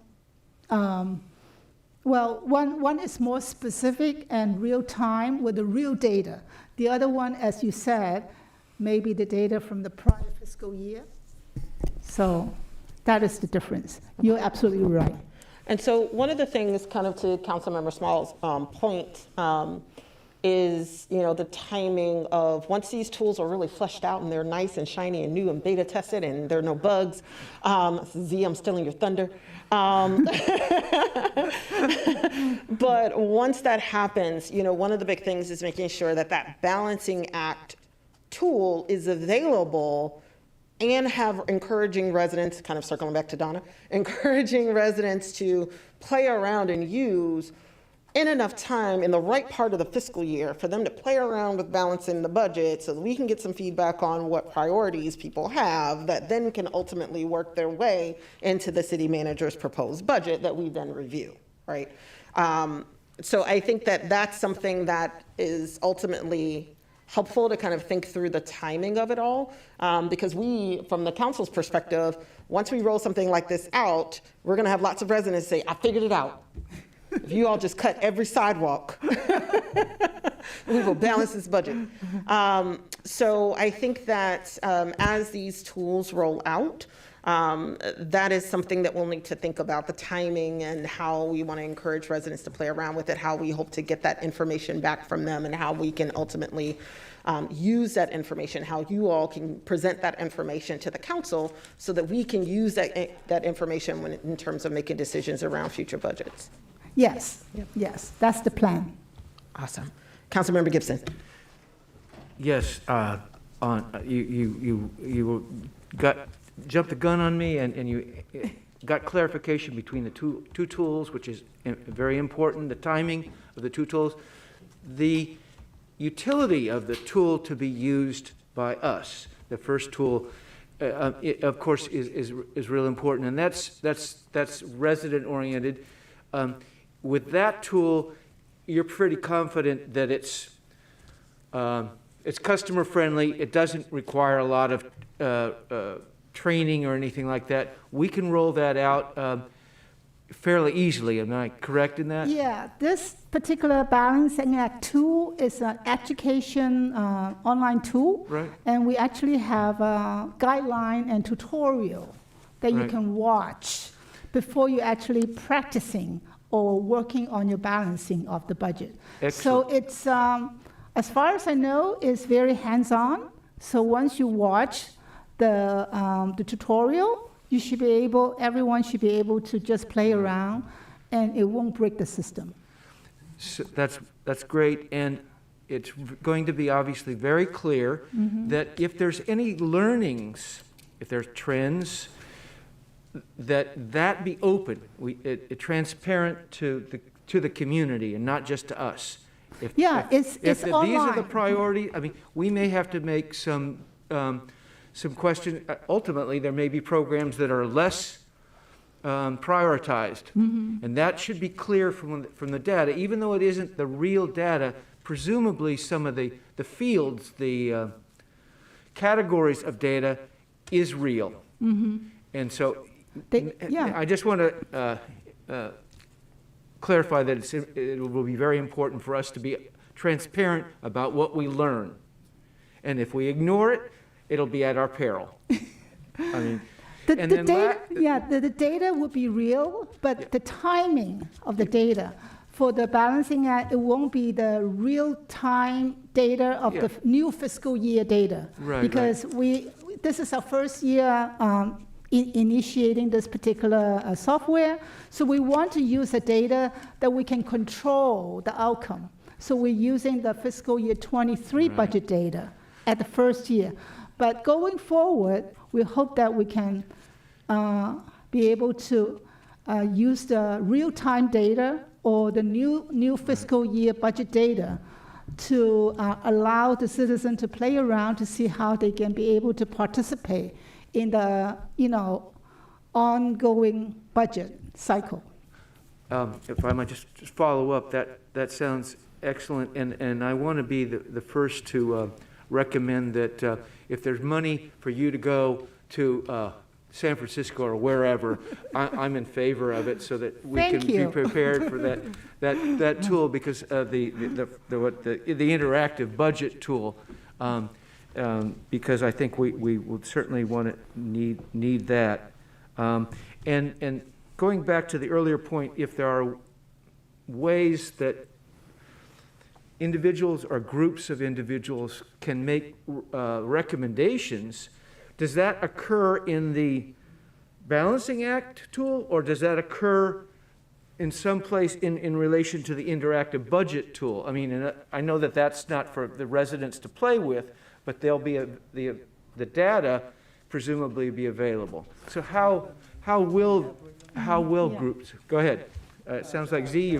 Councilmember, if I may, the interactive tool, like for example, FY24 budget, we put in the actual numbers, actual dollars into the interactive tool. Anybody can play with that in City of Tacoma Park. Any resident, yourself, and all that kind of, you design. If you come up with a solution, then it depends on you and upper management to how to implement that real number, but it will not be attached to our actual system. So it will not break anything. It's actually, if you guys, find another mean to come up with the efficient budget, go ahead and practice. Yeah.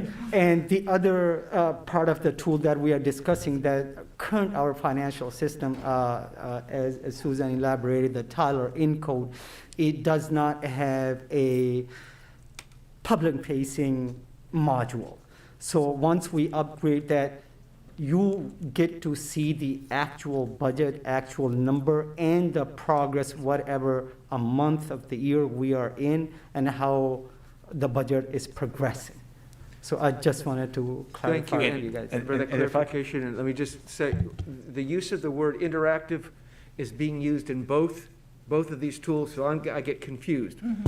So, whether it's the public-facing interactive tool and the non-public, whatever you want to use, but that word itself gets a little confusing. And Councilmember Gibson also, so when we talk about the interactive, or whatever term we use for both, I just want to go back to, so the Balancing Act, it's built on what I call the three stools: simulation, prioritize, and then taxpayer receipt. And so it's not just taking the fiscal year 24 budget. Yes, that's the first door for residents to be able to provide their input. but they also have prioritized where they'd be able to look at like CIP projects and rank those projects and provide their feedback to that. And the taxpayer receipt is really, they'll be able to see where their money is going as well. So it's an entire package. But for the first part of it, we're just rolling out the simulation piece for the budget to get people playing with it, understand it a little bit, educate themselves before we roll out the other two pieces, unless with the project managers, if they believe that we'll be able to roll both out in time for fiscal year '24. That's a discussion that we're having currently. Not trying to roll too much out and lay on, but it's very important for the community to understand how this city budgets and where the money is coming and where it's going. Thank you. Councilmember Fulcher. I want to say thank you to Mayor Searcy, because I was definitely a little bit lost about the precision of the balancing act, and I think that's really important. And I think that it's going to be really important to have that sort of clarification available to the users, so that I don't mind if a resident does come up with the budget that we all say, you know what, you're right, it's a great budget, but they're not going to have the real numbers in that, so they're able to help explain to us what their priorities are, but not necessarily budget it down to the nickels and dimes with this tool. I like the idea as an education tool for the community, but I'm a little bit hesitant as far as the feedback that we'll be getting from the tool, just because if it's the same people that we're seeing at all of the city council members that are able to show up, that are the same people that are going to go on and play with this tool, then I'm not really sure how much we're going to be able to take in as far as data collection for priorities. And so I think that that's going to be important, that we look at who's actually using it. We do out. Councilmember Fulcher raises a really good point, particularly an equity point. So for the balancing act component in particular, how much data are we collecting around who would actually be playing around or offering recommendations? Like, what are we asking? Right now, we are at the stage of working with the contractor of providing them the data, the financial data of the city, okay? So we provide them the data, and the contractor is going to work with us to present a budget for fiscal year '23. What is the total revenue the city receive? What are the specific projects and program and expenditures the city incur in the fiscal year '23 budget? And what is the total amount of the revenue received versus the project that we engaged in '23? And these two numbers should be identical. In any case, if one of the citizens prefer to have a street project, and they must look for other expenditure to be reduced in order to have those balance. So this is a way of a public community engagement to allow the citizens to know how the city staff work to balance a budget. We have to, in order to have a balanced budget, there are a lot of different programs that we would like to engage, but we have to sacrifice some projects in order that the budget can be balanced. So this is one way of letting them know how we work our budget to make it balanced. So this is, for right now, we're at the stage of providing the data to the contractor, balancing act, and let them know what are the different revenues that the city receive, and what are the major expenditures that we have in our general fund. We're talking about general fund only, okay? So this is a simulation module that help us to understand, to balance the budget. Well, one of the things that you know, to Councilmember Fulcher's point, is the utility of whatever data or recommendations that residents may have from using the system. Are there ways for us through the system to understand which residents in our community are leveraging this tool? Where are they? What do they look like? And am I looking at a bunch of balancing act recommendations that came from people over the age of 75 who are predominantly white and live in, no offense, Ward 1? So how do we make sure that we're able to understand who is actually, in terms of the residents that are reaching the system, who is actually using it? And that helps us with understanding how much weight to put on perhaps recommendations or data that comes out of that system. So that information, those demographics will be built when we actually build it out with the project manager. And so the team, we had a meeting not too long ago talking about how we would like to capture that data and that information from ward specific to some race information and other data points. And so we will build that with the consultant. And part of it too is this platform has the capability for us to go out into the different wards and really talk through and have residents and have a town hall with residents around how to use the capabilities of it, how to use it, and all that. I want to add to what the city manager had just said, is this particular balancing act tool, we require the citizen to register when they go online and play around with the tool. And there are some demographic data that we require them to put in, like, I'm not sure, they have to let us know which ward they're living in, and, you know, some other demographic data that we want to collect in order to know who is playing around with this tool. So these are the back-end information that the contractor said that they can provide to us. So depending on the question that we ask when we do the registration, we can have a more in-depth information of who is participating in this particular project. Great. Councilmember Fulcher? I would just be interested to know what the demographics look like from other cities that are already using it and who's actually participating and using it. Because we can, you know, spend the money and get the application, whatever you want to call it, the software. But I would like to see that they're actually being successful in other cities, that they're finding that low income and minorities are actually participating as well. One of the city that is using this balancing act is City of Baltimore. That's the one that I know of. I'm sure city manager is aware of the other cities that is using this particular software. So city manager may know that what are the success stories in the other communities. That's information that we can follow up with the project manager, just have them provide at a later date. Councilmember Gibson? Just to follow up on that, so your outreach to these communities and to the purveyor of the software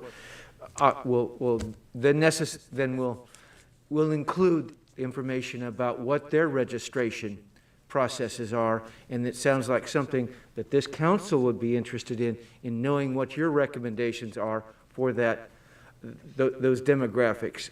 Certainly income would be one that I would be concerned about. Sure. Yep. Yeah, you can always, you know, send your particular, you know, demographic interesting point about this software, so we can let the contractor know what to be included in the registration. Yes, either way. I mean, I presume that you'll have more information, especially contacting these other cities, what they found useful, what they didn't find useful, sharing that with us, then we can reflect on it. I mean, Okay. Shooting, I don't want to shoot from my hip. We can definitely make sure that on an upcoming agenda that there will be, once we're further along, have Director Chung come back and talk to us a little bit more about the Balancing Act platform. Definitely. Great. Thank you. Thank you. Next up is our Human Resources Department, and I introduce Director Lori Cannon. Good evening, Mayor and Council. Tonight I'll just be giving you a brief overview of the Human Resources Department, starting with the staffing. We currently have 4 FTEs allocated in HR, 1 for myself, 1 for HR generalist, and 2 for 2 HR coordinator positions. We do currently have 2 vacancies in the department, an HR generalist and an HR coordinator, so we are operating as a 2-person department currently. Next, I can briefly discuss our core functions. The HR department does complete full cycle services for all city employees. So all services of the entirety of an employee's service with the city, we provide in-house.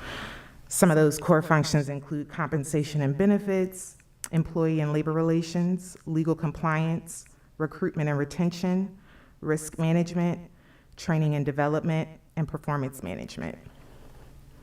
For our special initiatives or projects, I just highlighted the 2 major projects that we currently have. One is ongoing and one is hopefully we'll get to it this year.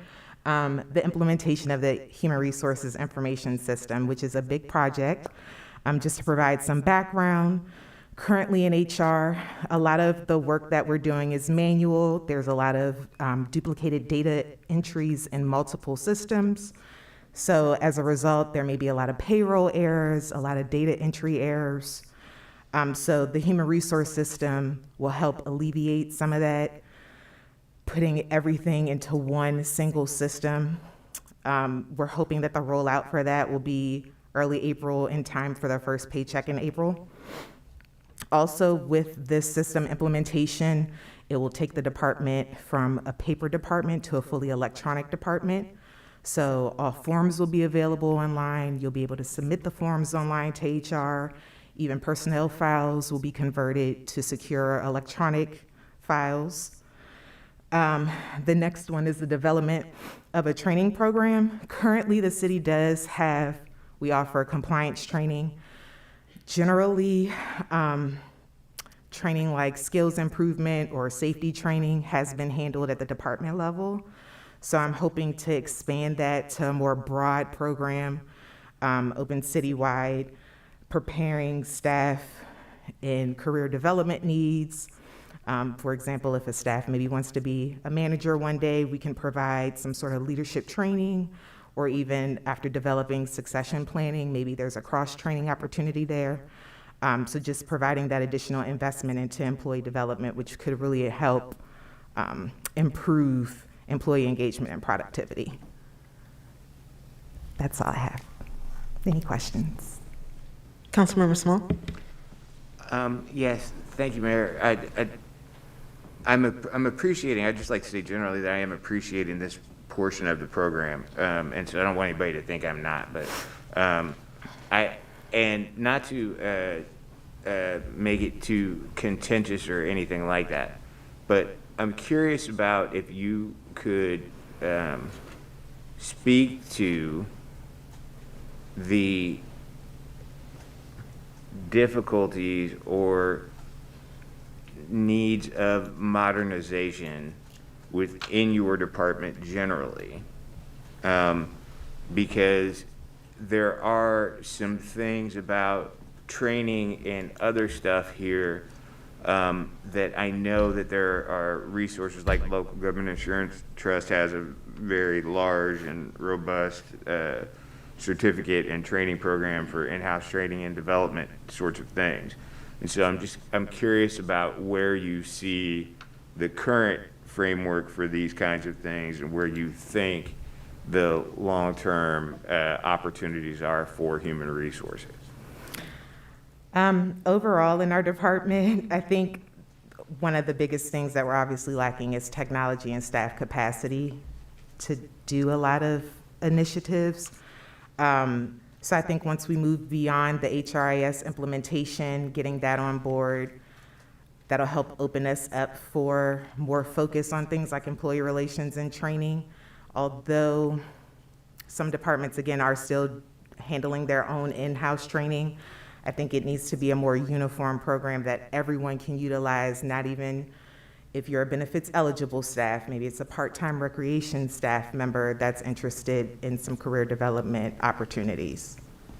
And then also, one of the things that I have noticed in poking around here or being contacted by people is that there is no official employee handbook for the city of Tacoma Park. And I'm curious about whether or not you see that as a goal in the near term. The reality is that without such a thing, it can be a lot more acrimonious process just being a regular employee and no longer understand what your expectations are and what the expectations of your superiors are. So I'm curious about where, as part of the development of the internal operations of human resources within the city. Absolutely, that's a goal. Developing a handbook, reviewing policies, updating policies. That's top on my list outside of implementing the HRIS system, and maybe some portions of that could help with developing a handbook and or upgrading the policies. So yes, that's top on the list. And then my last one is, do you feel as if your role in the city is perceived as I don't know, I guess we can be blunt, positive or negative, and I'm asking not necessarily as like whether or not you do a good job at your job, but more so the relationship that employees have with HR and whether or not HR is like a cudgel for negative things, or if it is a place where people have the opportunity to make sure that they feel like they're working and or that they are being given a workplace environment that is conducive towards their best work. And so I'm just wondering if you have a temperature on where you see people relating to HR. In this role currently, I feel like it's a little bit of both, particularly maybe for staff that have been here for a while. The culture could have been different with HR. So I do think that it has an impact on how they interact with HR. But for the most part, I have an open door policy. Anyone's free to come in and chat. My experiences with staff has been pretty positive, so. Okay, thank you. Councilmember Gibson? Yes, I was just wondering whether your shop is responsible for job descriptions and performance plans and that sort of stuff, and if so, I mean, I know some things have been coming up about that. Can you speak to the status of some of those issues or your engagement in that? Yes, we are responsible for that. Currently, we are in the process of having job descriptions reviewed, having managers and supervisors sit down with employees to review the job descriptions, as well as develop work plans. For a while, that hadn't been done, especially due to the pandemic. So we are trying to start that process back up so that we can have a framework for a full performance evaluation next year. Thank you. Presumably, the delay in doing that might have something to do with any morale questions that maybe not. That's possibly, yeah. Thank you very much. Councilmember Honzak? Just a quick question. Could you just update us on the status of the recruitment for those 2 empty positions? Because that's a lot to do for 2 people. Yes, we are actively recruiting for those 2 positions, hoping to hire for them in March. So we'll be starting the interview process shortly, hopefully within the next couple of weeks. Mayor, I just have a follow-up to that. Councilmember Song? I'm sorry, I just have a follow-up to that because it's sort of implied in a couple of other places here. It seems to me like the process by which a hiring takes place is sort of long. Is there a general reason for that, or rather, what is the reason for that? Because it would seem like there are at least a couple of places where exigent circumstances would dictate that you would, like, try to hire some people into human resources. You don't need to have the implications associated with your existence that would be lessened if you just had 2 more people, for example. So I'm curious about how that happens. I think there's a few different reasons. Some of them we do have like ongoing opening positions, so it appears that the position has been open for a while, but we're actually hiring for multiple positions throughout the year. I do also think that because of the uniqueness of some of the positions at Tacoma Park, it is harder to fill. Yeah, it's just, it depends. I think it's also staffing in HR, the amount of recruiting that there is versus how much staff there are, that plays a part in it too. Yeah, I guess it would seem to me, at least, that if people want to have jobs in certain areas, and we need people to work in some of those areas, that there would be a nexus of expedient activity. Also, in order to get to a point where you or human resources is able to deal with some of the resourcing of humans and the resources that you provide to humans, it would seem like that you would be given the mandate or the imprimatur of the city or the council to go forth and get those done. So I'm just telling you officially, you should do that so that you don't have to take these L's associated with the routine operations of your job if you can't actually do them because you don't have the FTEs. And the irony of it being in human resources isn't probably lost on anybody. Thank you. Great. Following up on the 2 vacant positions, because I feel like one of them has been vacant for a while. How long have these positions been open? So the generalist role is open for me for my promotion, probably since, I want to say maybe the beginning of July. Both of them have been vacant. One of the coordinator roles stepped into an acting generalist role, and then they resigned, I believe, in late August. So for almost the entire fiscal year. Okay. Okay. I have a follow-up for that if you. Yes, Councilmember Seaman. Thank you, Mayor. We heard as we went down the table that these are not the only 2 FTEs that are vacant. And I just wonder how many, maybe this is for the city manager, how many FTEs are vacant right now? Are we actively recruiting for any or all of them?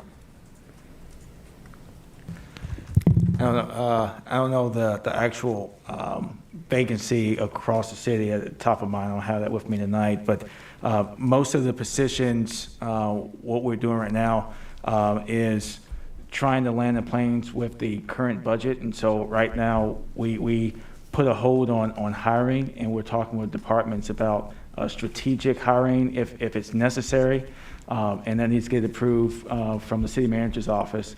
So that's what we put in place and trying to help support to get our budget to where it needs to be by the end of the year. So you don't see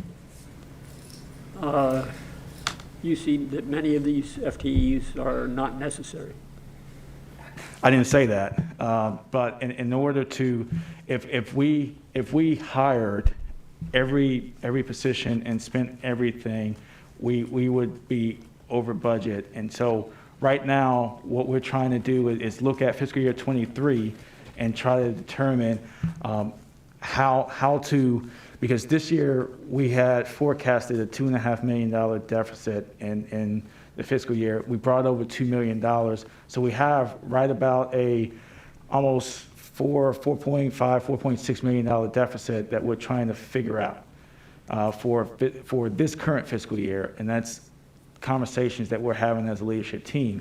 So what I shared with the team is we're going to hold hiring at least through the fiscal year to see if we can land some planes and have money to be able to get us to the place where we need to be by June 30th.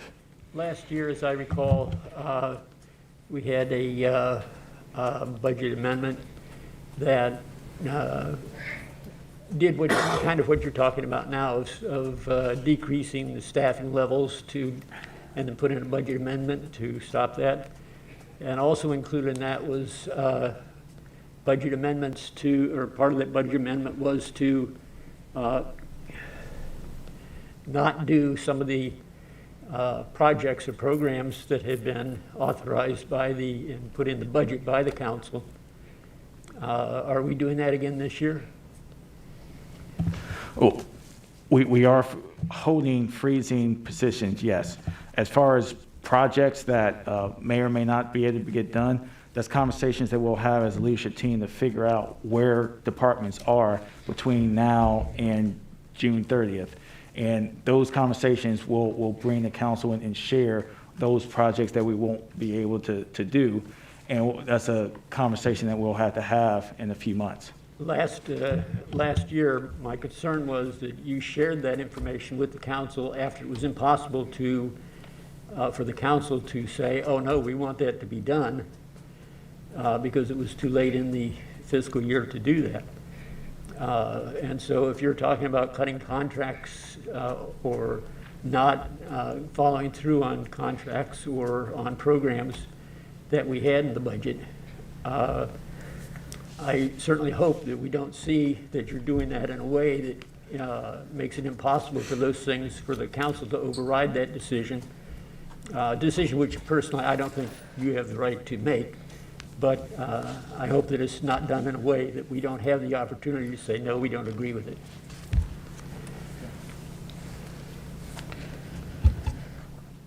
I do want to follow up on Councilmember Seaman's point, because I'm sorry, the math is not mathing for me. What you've just described makes very little sense to me. So what we can talk about is maybe, I know that we're planning a bit of a budget 101, but that may need to include an additional work session component where we can be walked through the current state of the budget. Because if I recall correctly, the budget that we received actually requested additional FTE, like the proposed budget did. And so then we started to see amendments. And so what I'm seeing, without actually seeing the numbers, but what I think I'm hearing is that there was a higher FTE we're budgeted for and requested and approved. And there's been gradual hiring freezes as a way to perhaps build additional reserve funds in some capacity. I personally don't recall being made aware of project cost overruns that amount to $4 million. So it would be very helpful for me to have the city manager and the finance department come back and explain in greater detail where we are with the budget in this current fiscal year to warrant being told now that we are working at a $4 million deficit. Because the math is not mathing for me. I'm not seeing it. So it would be really extremely helpful for me to get that, for this council to get that walkthrough. And we can work that into the agenda. I know we were planning a session anyway on the budget, but it will need to be in greater detail. Definitely want to encourage that for this presentation around the budget and around the finances, we need the presentation at least a week in advance. This current council needs to have that information so that we can review it, cross-check it against the budget so that we can understand and look at the act first so we can make sure that we understand where these numbers are coming from. Turning to HR. Before you do, may I Yes, make a sure. comment? I support the comments of my two council members, Mayor. And I would ask that we get, if possible, well, not if possible, I would ask that we could have a list of the vacant positions and which ones are on hold and which ones are not by some date real soon. And if you need a hand vote I would ask the mayor to see if we need to do that so that you can feel confident that it's not just one council member asking So moved. for that information. I have a quick question Yes, to sure. add on to that, which is, do you also need to know what projects are possibly being held back right now that aren't in time with the budget? Yeah, that's a good point. I might know, but you might not, because, Yep. Okay, Yep, that's fair. Yep. One other thing, so just want to make sure that we're all, so it sounds like council member. Specific request for information from the city manager. Correct. And city manager, I'm sorry, council member Gibson? Gibson here. Just in addition to that, the vacancies and the status of those vacancies and potentially the projects that might be on hold, I totally support that recommendation. Okay. So, just want to make sure. Mayor. Excuse me, we had a couple other things, lights on here. Sorry. All right. Council member Small. Mayor, I would move in accordance with general practice that we receive, or that we instruct the city manager to provide us with the information outlined by council members Gibson and DeBala within a week's time. Is there an appropriate second? Second. Okay. I want to make sure that I can summarize appropriately the motion that is. Before you do, can I just ask one other question? Sure. And that is, we heard a lot of nice programs that sound very, very good, and a lot of work on, databases and different approaches. And I'm not sure that all of those are included in last year's or this year's budget. And I'm just wondering if those things are new things that are being funded with found money, or if that's money that was budgeted, if there's any of those programs that are unfunded that are being done now. The items that departments have shared tonight is items that council has appropriated for us to spend. Okay, great, thank you. Councilmember Gibson? Motion on the Just floor. one other thing, Point of order. partly because Point of order. I'm new here Point of and order. we don't, Point of order. We have a motion on the floor. it's in regard to that, to expanding that motion or amending it. Okay. I just want to make sure I got all these motions together. So, Councilmember DeBala made a motion, which was seconded by Councilmember Small. Other way around, but that's okay. Yeah, we're talking about the same thing. We're talking the same thing. To have the city manager submit to the council in 1 week's time the list of vacant positions, including the length of the vacancies and the projects that are covered by those individuals. And which ones are in the process of being filled and which And- ones are on hold. And hiring I versus hold. Okay. I am concerned that that we are hearing about a hold on positions sort of incidentally because somebody asked a question during an orientation. So I would like specifics about where we're at with that. Okay. All right, so I'm going to restate to make sure that we're all clear on what the ask is in the motion that's on the floor.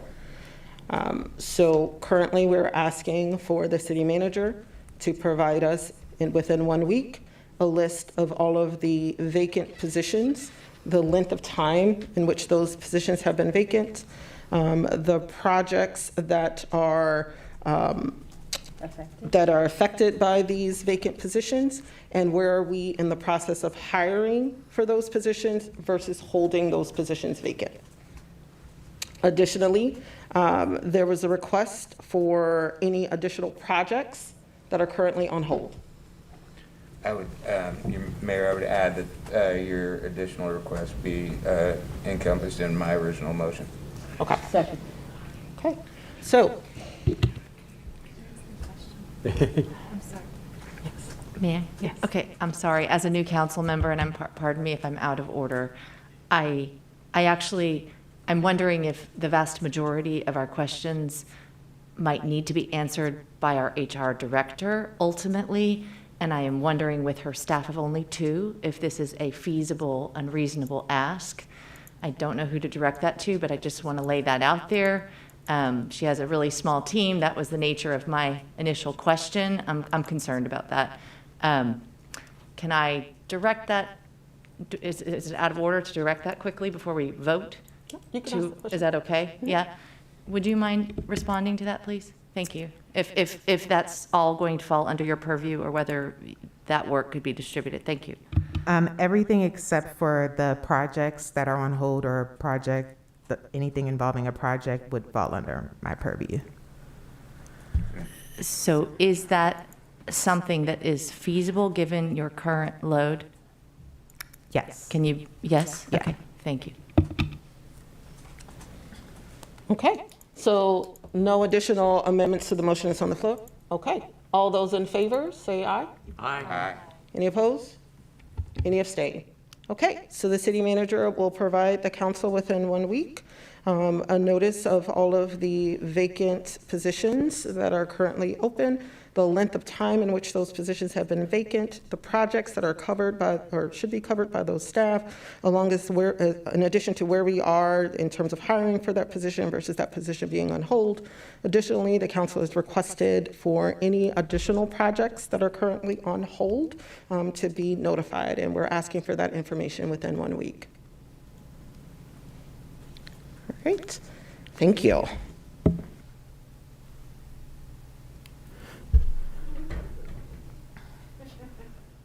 It's not a meeting if we're not voting on something. Next up is our Information Technology Department, and I introduce Zamord Abbas, more informally known as Z to all of us. Madam Mayor, council members, my name is Z. I oversee the Information Technology Department. We are based on 4 FTEs. One is vacant, myself included. And some of the core functions we provide a absolutely very restrictive information policy for my colleagues and for City of Tacoma Park to communicate from the outside world to inside and inside to the outside. Nothing goes in and out without us noticing it. We provide a IT infrastructure, security, from doors to the cameras to the panic alarms that they are very under your desk, network engineering, system administration, database management and governance, application management, desktop support, lifecycle management, and public safety emergency 911 communication systems. The most important projects are my colleagues and other departments are doing. IT is always involved in every project because they, to some extent, they are always interlinked with the IT department. We recently successfully migrated our old fuel system to a Fuel Master. We are migrating our current financial system, Tyler Inco, to a cloud by the end of this month. We are implementing first time in City of Tacoma Park HRIS system a complete set of human resource information system. And we will be implementing going forward a content management for the city of Tacoma Park, which is absolutely imperative for some time now.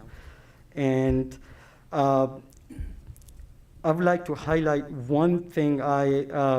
When the IT communicate with you as a government officials, I usually, it's always internal, but sometimes there is a federal information require us to communicate with you guys. And if you receive an email states that IT notification must read, please read, because that's for you. That's intended for you, as you probably read my email about the TikTok being banned and should be removed from all government devices, laptops, iPad, iPhones, and all that kind of stuff. And I'm a little bit of OCD about naming any of my software, server, or anything, because the environments are not very good. What is going on between Russia and Ukraine and China and all that. Don't want to give out anything.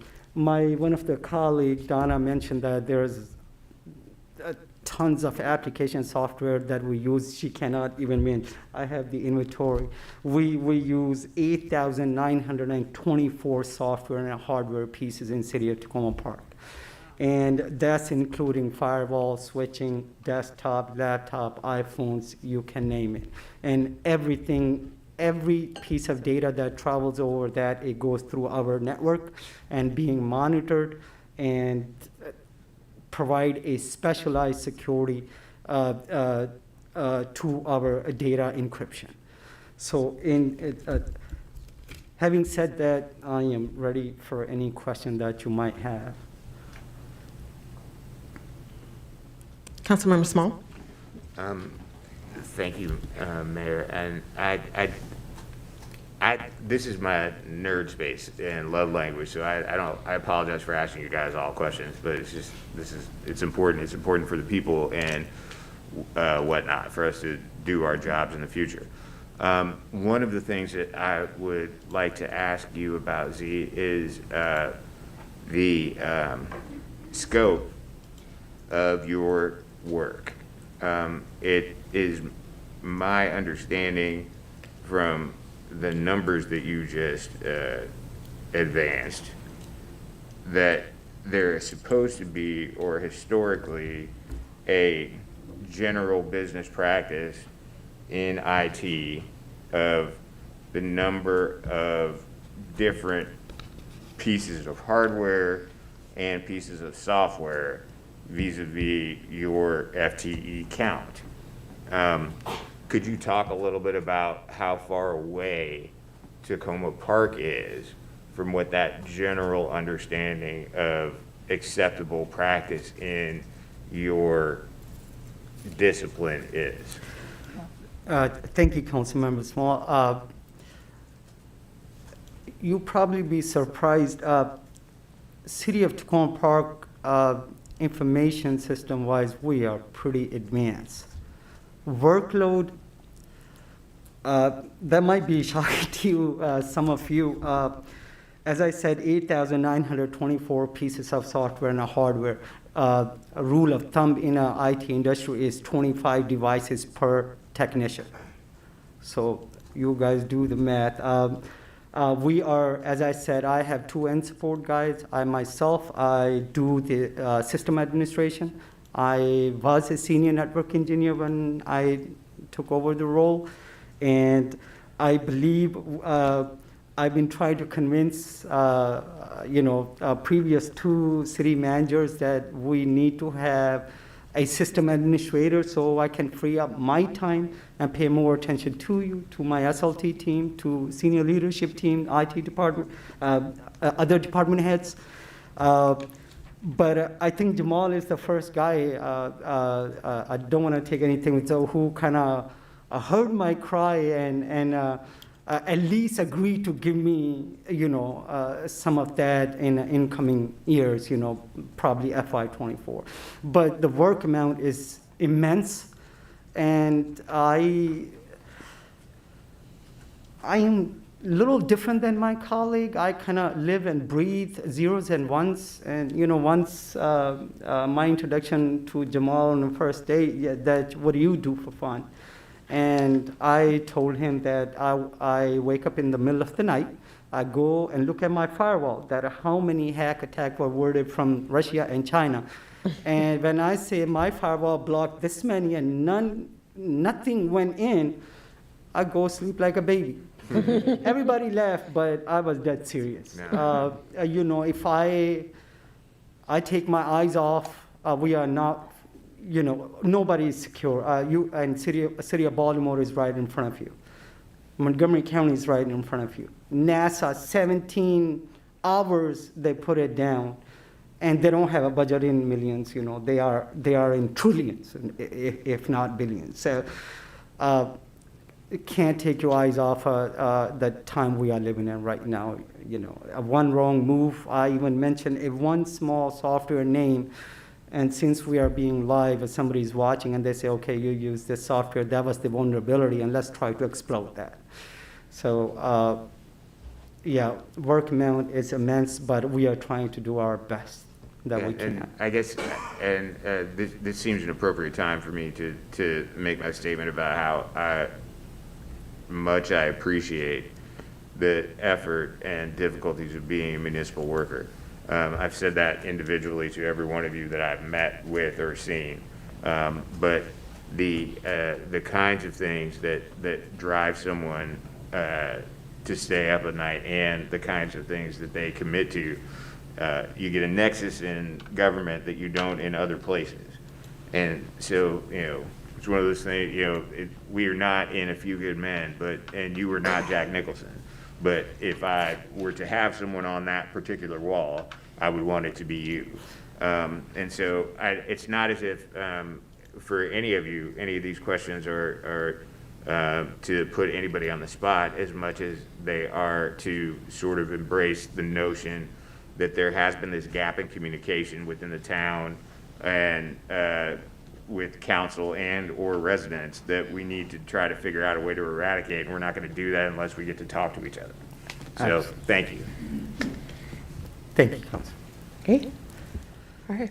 Well, I just want to echo Councilmember Small, Z, in saying thank you so much for all of the hard work that you all are doing, not only your core functions, but you ran a lot of wires on New Hampshire Avenue and the library, the new library location, and saved us money doing it. So not only are you all keeping our system safe here, but you're also willing to jump in to do whatever we need in terms of the tech space to help us out to save some dollars. So thank you so much for this presentation. It's been extremely helpful, and definitely look forward to having you come before us again. I know there are a number of the systems that the council will be briefed on, and so thank you so much for all of the work that you're doing in support of not only our IT security, but also all of the different systems that are coming on board. Thank you, Madam. Mayor, sorry. And now I'd like I'm so sorry, Councilmember Hanzak. I'm sorry, Rosalinda. I just wanted to, and I'm sorry, I don't want to go full circle back to the hiring freeze, but this nuanced information that I want to ask about is, I just think it might not come through on what we asked for, so maybe just a quick question to the city manager. Were there any exceptions made to the hiring freeze that you have discussed for very, very critical issues such as our security of our city's IT system and not having a full team and needing a much bigger layout of a team than normal given the world circumstances, and or the fact that we have a lot of missing people in the system, and again, our HR team is not fully filled out and a lot of job descriptions that needed filling out. Can you, and if there were some exceptions, can you please name them? Thank you. Thank you, Councilmember. There were no exceptions currently. We just started looking into the budget over the last week. We have a leadership team meeting tomorrow where we'll be talking with each of the departments about their budgets, current fiscal year, before we start developing fiscal year 24. So there hasn't been any exceptions or anything like that made, nor has it been any projects or anything identified that or have been put on hold. The only thing that we've done is look at where expenditures are currently versus revenues, and knowing that 80 to 85% of the budget is personnel, trying to slow down personnel until we have a better idea kind of where the budget is. And then when we get the constant yield in about a month, to see where that comes in as we start trying to build 24. And pardon me, a simple question. And when did that hiring freeze begin again? I didn't catch that. I thought it was several months ago. Maybe I misunderstood. Last week. Oh, it was just last week. Okay, thank you.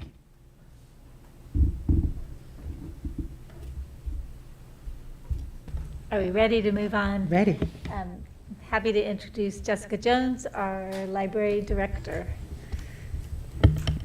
Good evening. This is going to be a slightly different format than the other presentations, since I am going to do a general department overview, but then I'm also going to go into an update of our construction project with our HCD director, David Eubanks. So in terms of the library staffing, as a department, it's the library, but of course it's two divisions. It's the library and the computer center, and we work extremely closely. But these are FTEs. These are not literal numbers of staff. We have 7 full-time people at the library. We have 4 full-time, or part-time rather, people at the library. And then that 1.13 number is, with the library, is our substitute pool, which is especially necessary considering that we are open 58 hours a week and functioning in what might be a post-shutdown world, but not a post-COVID world. So we do definitely need to have some reserves on hand to make sure that we can actually meet all of our service hours. Our computer center has 3 dedicated employees. We have 1 full-time, 1 part-time, and then 1 part-time with no benefits. And I do also want to note all of the library staff share front desk responsibilities. That's kind of unique in libraries. In most places, management and administration typically kind of take a backseat to front desk responsibilities, but it's very important to us to be connected and engaged with our residents. And so we all take turns on the front desk to make sure that we're all informed about the needs and trends and interests of everybody that comes to visit us. And here we go. So the library always has a lot going on. I didn't want to totally clutter this with too much text, but in terms of our major projects and programs, and I consider this more of our regular offering, we do programs for all ages for all kinds of literacy. We have a really broad definition of what literacy is, and so we try to design and deliver programs that meet a very wide need. But some of those include Circle Time, which has been a community institution for a really long time, author visits, Comic Jam, family yoga story time. We've got all kinds of stuff for everybody. Collection development is another big piece. That's the acquisition of new library materials, and that's to update, replace, and augment the collection. And that is one of the reasons that I really like to have everybody take some time on the front desk so that we know what people are asking for and what people are interested in. We've also got circulation. That means checkouts and returns, and we have physical and digital materials. So we've got things that you can actually physically pick up at the library, like books and audiobooks, and then we also have online resources that you can access via the internet. We also have computer access and assistance, which includes Wi-Fi and assistance with the very broad range of personal devices that people tend to bring into libraries. So we work on helping people with everything from Android to Apple to Windows devices. It sort of runs the gamut, and that's an important function that the computer center staff fulfill. They are very, very good at troubleshooting with all kinds of different devices, and we rely on them quite a bit for that. Outreach is a big part of what we do, and we do school and daycare visits. We got an outreach bike with the planning department this last year, which was very exciting and has been a lot of fun so far. We've taken it a lot of places. It's been very popular. And one thing that I did forget to mention in outreach is the marketing component that we do, because we do a lot. We work pretty closely with Donna and Gerald with communications, who are fantastic about making sure that our stuff looks professional and is comprehensive and that we're not missing anything. We give regular updates to the Insider. We've been creating quite a bit of original content for the newsletter, which includes actually a Spanish language column now, so we're really excited about that. We also do a lot of creating social media content, which is really time intensive, but it has been a really great way to engage with people and to find new people that may not necessarily step in the building but have seen us online, especially when we've got so many wonderful local organizations that have been sharing our posts. And then I think the front desk time, which I know I keep coming back to, but I think that's an important part of outreach, actually, because that is where we get to spend a lot of time with residents and learn about their interests and needs as it relates to planning programs and cultivating a collection that's relevant and useful. I'm very cognizant of the fact that we are an independent library in a county that has a county system, and it's my goal that we complement those offerings from the county rather than try to reproduce them. So that means that we need to be sensitive to and responsive to what we're hearing from the community. So I do consider that part of outreach. And partnerships also kind of goes hand in hand with outreach. We have a lot of partnerships, which is great.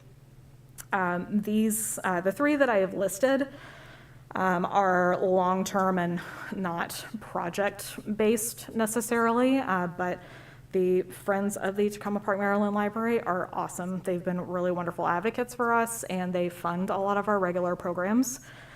Politics and Prose is usually who we're working with when we bring in authors, which are always very popular programs, and Politics and Prose has been fantastic with that. And then Historic Tacoma Inc. has been really great with taking our historic collection while we are under construction. They're housing it temporarily. And then we've also transferred quite a few archival type materials to them recently. They're a little bit better equipped in terms of environmental control and software to catalog everything than we are at this point. But I did also want to highlight that we've done quite a bit with the Tacoma Leyland Crossroads and their farmers market. During their session, we were there this past year. We were there almost every week with a program to reach, especially our Spanish-speaking residents, which has been great. And then we worked with the NAACP and SHEAR on a project earlier this year as well. I want to highlight too that we have a lot of internal partners, which are really important to us. The planning department, with whom we share the outreach bike, they've been really great. And the recreation department have been awesome with helping us reach our teens, especially. They've been really great, so we work quite a bit with them. And next slide. Special initiatives. Of course, we've got the Library and Community Center redevelopment project, and I'll talk more about that in a little bit. We have a Spanish bilingual program expansion and collection development expansion through an American Library Association COVID-19 relief grant, which was for $20,000. So we get $15,000 to just buy Spanish language and bilingual Spanish materials, which is great because that means that we can keep up with everything that people expect, but add a whole lot of things that you may not be able to find at some of the county libraries around us. We get an opportunity to go look for unique items that we only have here. And then, of course, we've got the ARPA projects, which I'll get into a little bit more later, and supporting other departments with the direct cash assistance applications. I do want to give a special shout out to our computer center staff and also our bilingual staff that have really gone above and beyond to assist people. And I know that the same is happening here at the community center. Some of the personal narratives that we're hearing, and I know Donna touched on this, but some of the stories that we're hearing are a lot to process, and working with this kind of need is, it's a lot of emotional labor as well as conventional timed work. So I'm really proud of the work that my staff has done. I want to give kudos to the community center staff as well. It's been just a massive undertaking, and everyone has really risen to the occasion, including city leadership and city management. Next slide. So I'll get into the library and community center redevelopment. We've got some context here just to kind of give you a little bit of a background. I don't necessarily want to assume that everybody has been here for the whole ride, but I certainly haven't, so I played catch up when I got here as well. 2013 was when things kind of got underway with this. There was a community survey conducted that produced a report called Community Needs Assessment and Visioning for a 21st Century Public Library in Tacoma Park. And so that is what a lot of this was funded on. This was a data-driven project and a community feedback-driven project. Between 2013 and 2018, city leadership, which included council, and provided a lot of feedback. There were also quite a few public fora to make sure that we were asserting a community-led design going forward. We got a lot of that design finished by then, or at least mapped out broadly. We also, in 2018, secured bond funding in the amount of $7 million and the state capital grant in the amount of $300,000. That the latter went almost exclusively to design work. But since then, we have been finessing the design, getting the engineering work done. We hired a construction manager. We've relocated the library, which was a massive undertaking. And then this past year, we got costs updated for inflation. We allocated some ARPA funding to make sure that everything was covered, issued RFPs, and got a general contractor on board as well. So things are moving along, and it's exciting to see this much progress happening in the last couple of years compared to the years before it. So it's happening, and we're very excited.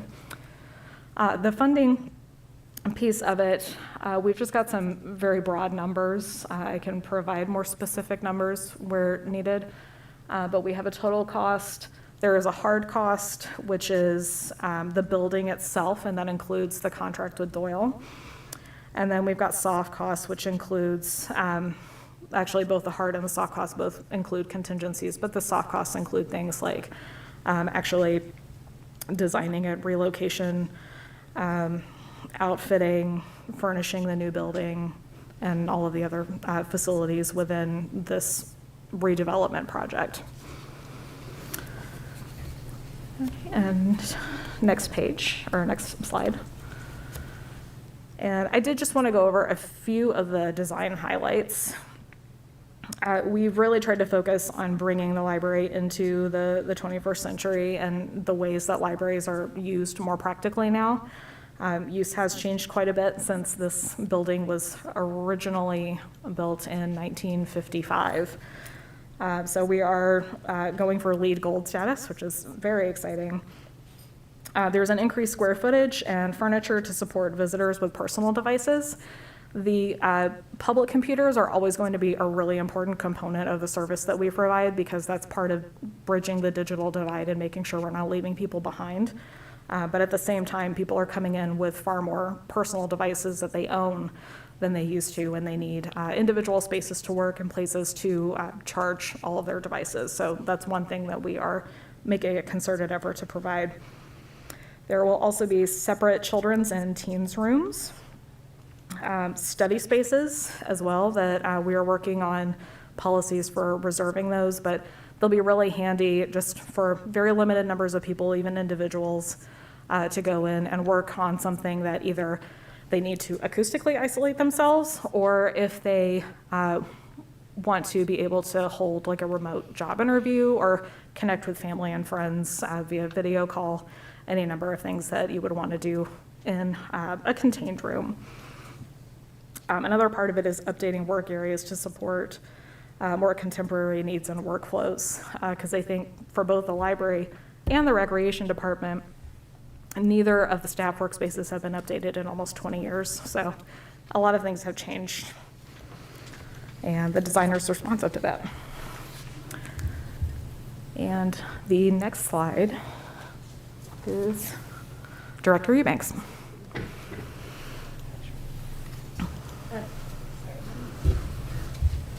Just to introduce David Eubanks, who's the Director of the Housing and Community Development Department and has been an integral part of the library construction project. Thank you, Roz. Good evening, council and mayor and council. I'll be brief this evening, and we certainly can go into more in depth if you'd like, either now or at some point later. But as Director Jones mentioned, the timeline in 2022 has been progressing at a decent pace up until October of 2022 at least, when we issued the partial notice to proceed to the contractor Doyle. Since then, we have accomplished quite a bit, but the thing that has held us up is the permit from the Department of Permitting Services. So there's a outstanding floodplain permit that we're waiting on and have been waiting on since about October. Since then, we've had several series of responses comments and responses. Our last rendition of that was December 13th. I guess positively, we have heard back from DPS as recently as last week.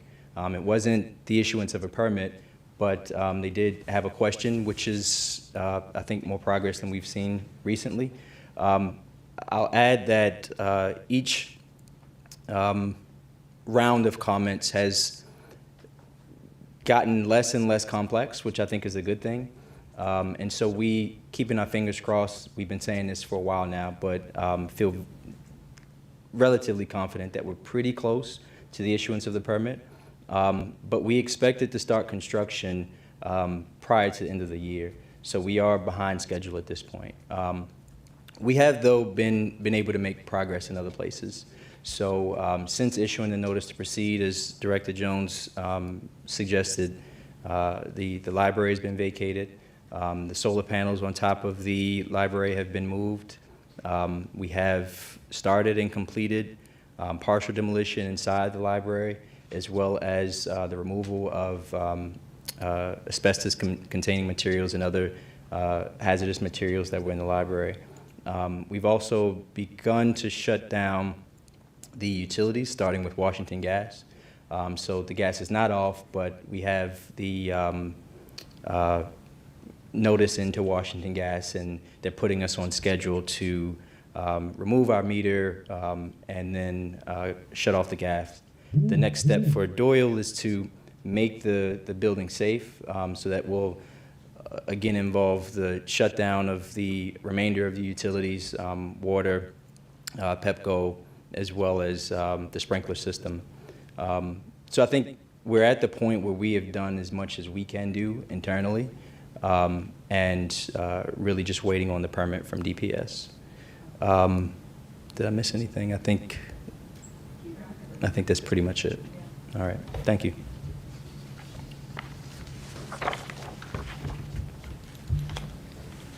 All right. Is it okay for us to go ahead and move into questions? Awesome. Councilmember Small. Hi, thank you again, Mayor. And Ms. Jones, I just wanted to say that two things, that in the process of running for office in this fine municipality, one thing that you hear a lot about is the library. And so you hear very intense opinions about people who think that we shouldn't have a library and people who are very thankful for it.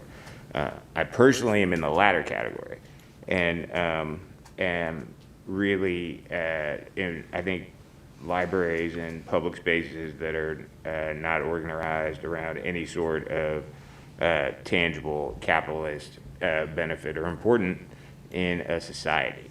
To that end, I have a question for you, and then I have a question about the building process. First one is, do you envision, or could you envision a scenario whereby the current location of the library becomes a permanent satellite location of the library? It's an interesting question.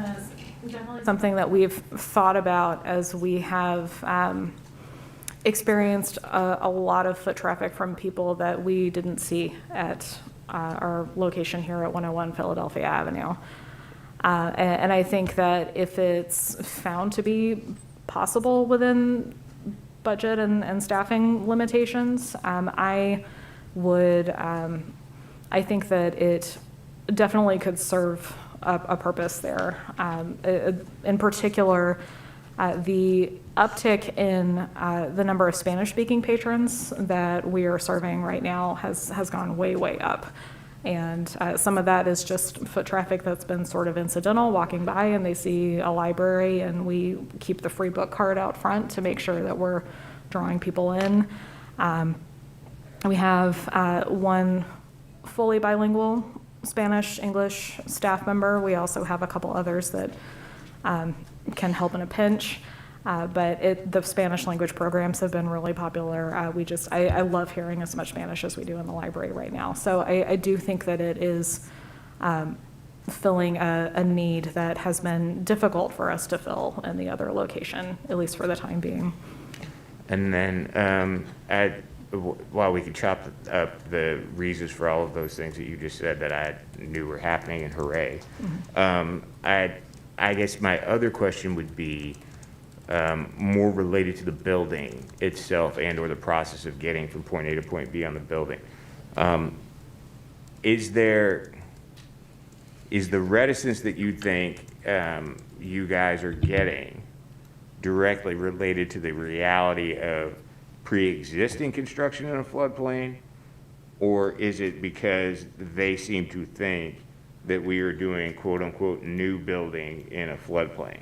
Because I would argue that if the resources of the city have already been committed to this area, and including a fairly state-of-the-art police department that is technically underground, that there have been at least some conversations about mitigation in this floodplain.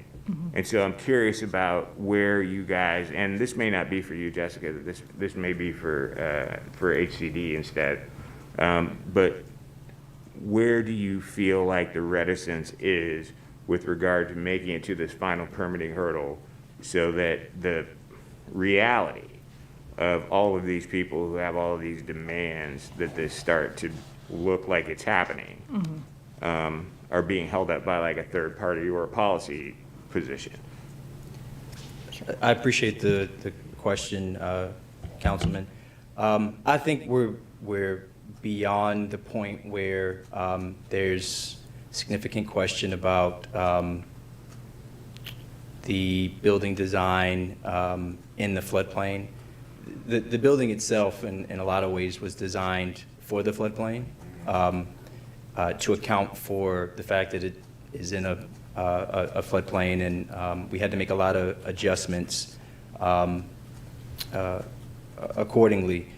The last couple of comments that we received have been more confirmations than anything else. So we've had to submit info to support certain standards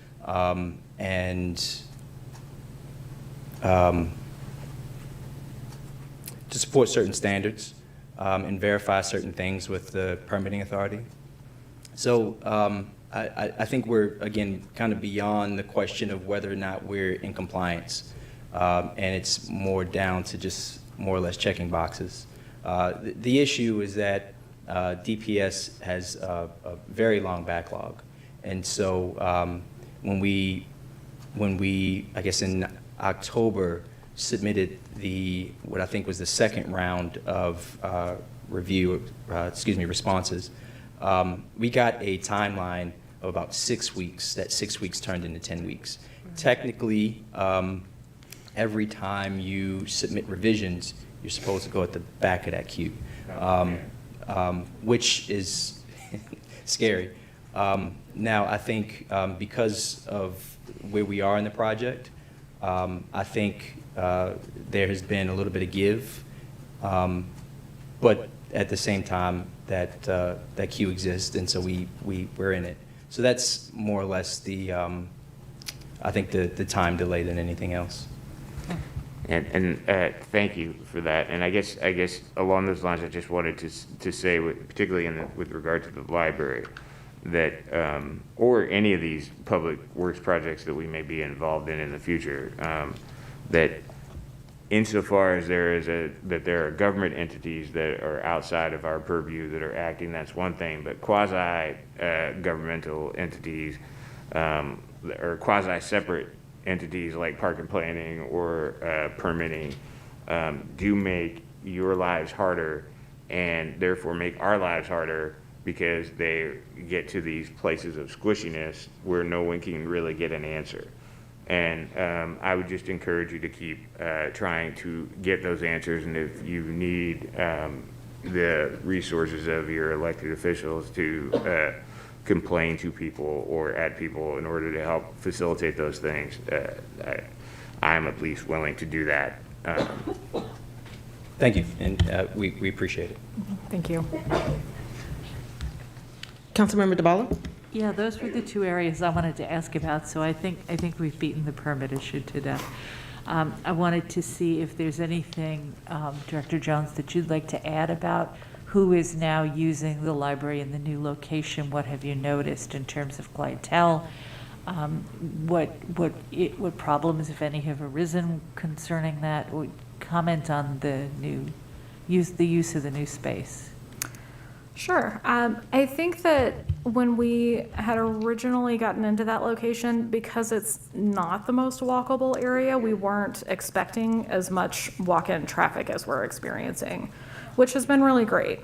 It's been really heartening to see, especially a lot of the families that are coming in and people that I think are in some cases visiting other offices in the center that noticed that there was a library. And I know we had somebody, I think it was last week, who her sister and daughter were with her and she had to go to a doctor's appointment, and they realized there was a library there. And the sister brought the child into the library while the mom was at the doctor's office, so she didn't have to wait in the waiting room with them. They had more fun stuff to do.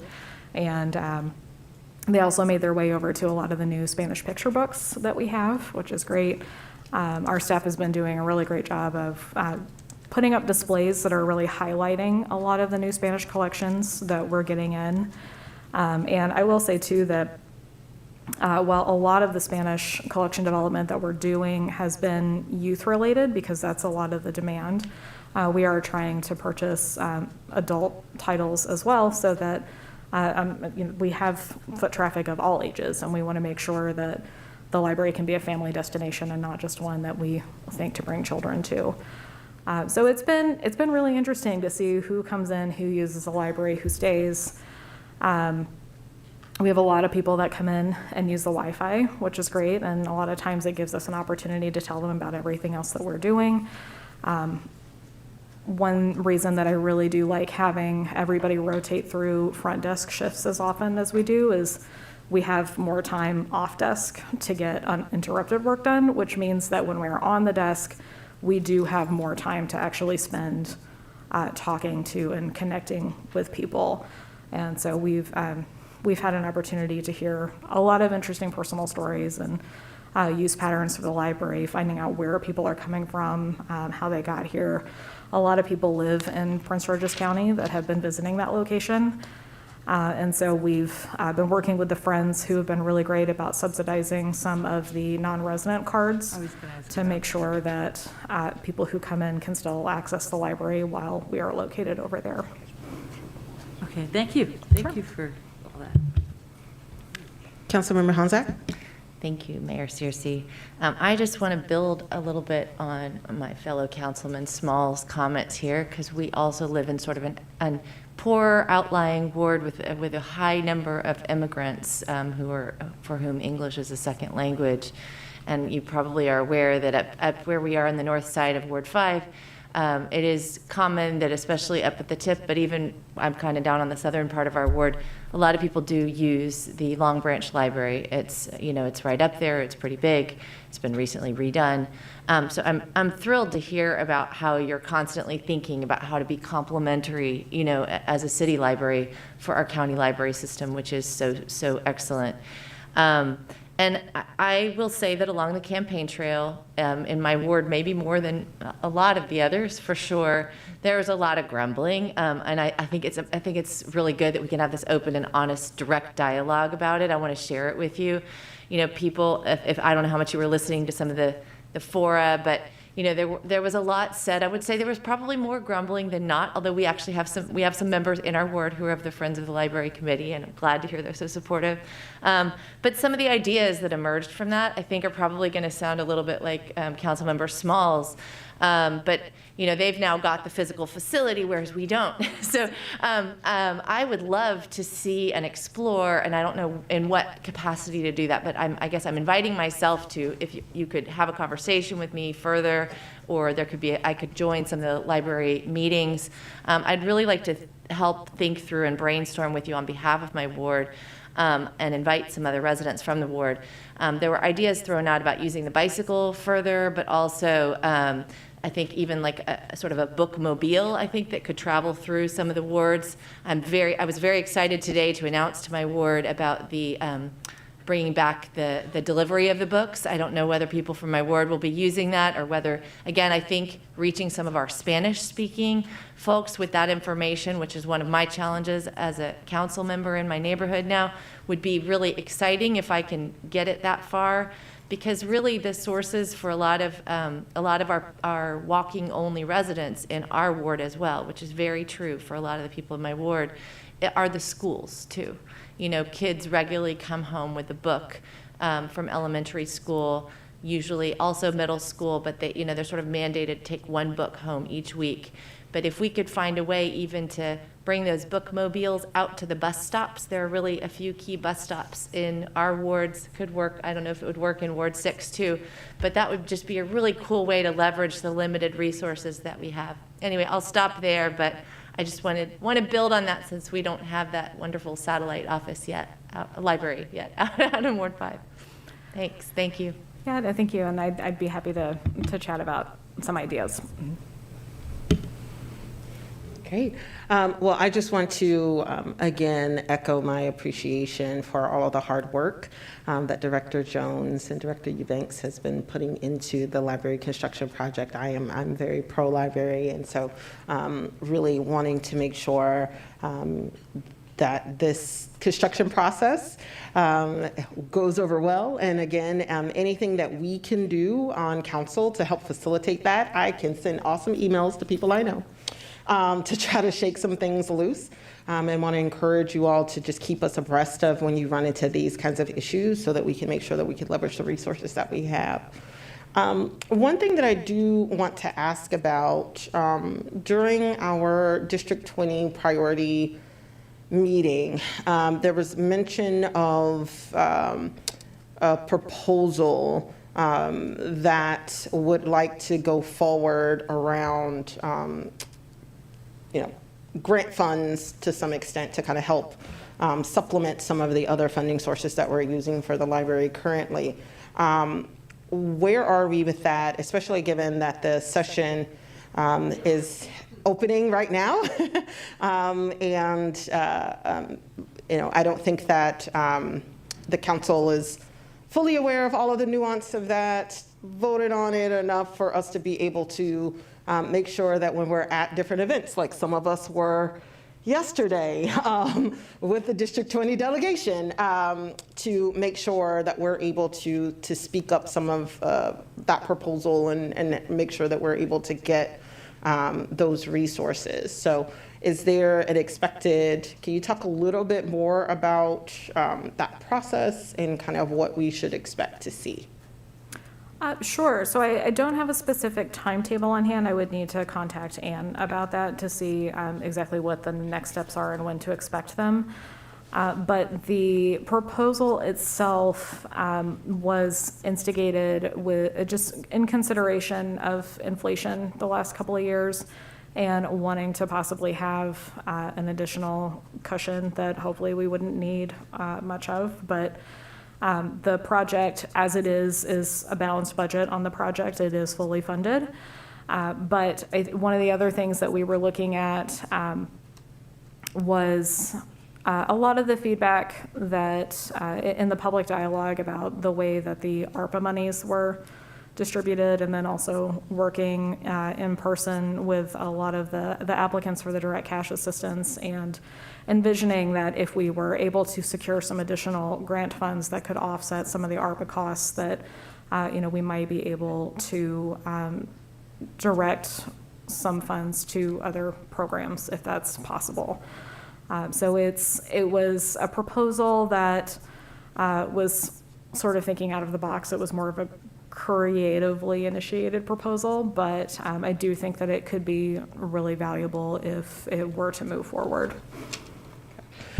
So it would be helpful for council to see the proposal, especially given that, and I can definitely confirm with the city clerk and the city attorney whether or not we were supposed to vote on that. But just making sure that at least we're aware of the nuance of the proposal, because we're going to start in future council meetings, at least over the month of January, having lots of updates from our lobbyists in Annapolis. Ann will be coming in, and so bills will start to flow, and so it's really important for us to understand what's there so that we can make those connections, and also talk to the District 20 delegation in case there's anything that we might need of them in terms of support. Sure. Yes, I have a copy of the document here, but I will send that out as soon as possible. Awesome. Thank you. All right. Looks like that's all we have. Thank you so much. Thanks.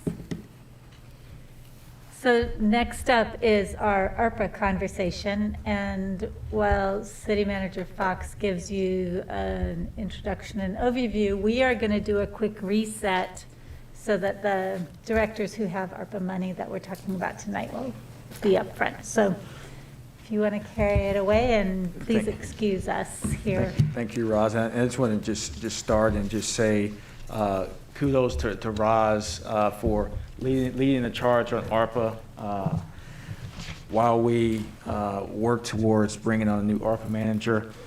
She's done a great job, and the rest of the senior leadership team as well. A year ago this time, after council came back from the break last year, we developed our second budget with the ARPA budget with the $17.5 million. This evening, we put before everyone's seats. I know the 3 returning council members had it previously, and the 4 new members, probably the first time you're seeing it, but we provide the flyer, which kudos to communications, and Donna and her team put together that flyer for us. It shows the 6 different categories and the dollar amounts that we actually council appropriated for each of those in the ARPA spending plan. The spending plan, the 5-year plan, kind of like the CIP that's in the budget. In developing the spending plan, one of the items that when we submitted the plan to U.S. Treasury, they came out with a final rule. And part of the final rule, we were able to use $10 million standard allowance, and the standard allowance allowed you to use it for traditional, quote unquote, traditional government services. And so we applied that to whereas revenue loss and other items that are true government services. We applied those projects to the $10 million standard allowance. And so the previous council adopted the 5-year spending plan with that $10 million allowance, and that's what we submitted to the U.S. Treasury last year. Yes, yeah, we yes, it's so anything as the team talks about the ARPA spending, anything that we change in the future is one of those items we have to be mindful of, because any changes we would have to go to the Treasury, because it's already been accounted for, the 10 million of the 17.5 million. So with that, I'll turn it over to Roz. I'm so sorry, but I do want to do a quick time check for members of council. Just as a reminder, we typically check in when we believe that meeting may go beyond 10 p.m. It is now 9:53, and I just want to confirm that folks are okay with us moving forward with this presentation. Is there any estimate on how long it will take? And then there's pulling No, police is not being covered today. Okay. ARPA is the last item that is being discussed. And city manager, is there a rough estimate in terms of the amount of time that you all will need to present the ARPA? I think in your council procedures, you go to 11. We'll be done before 11. It'll probably be done in the next 30 minutes. Okay. Okay, all right. No, everyone's okay with going past 10 towards 11? Okay, awesome, thank you. Okay. 5-minute break, though. We can give everyone a 5-minute break. All right, thank you. You want to do that now? Yes, please. Okay.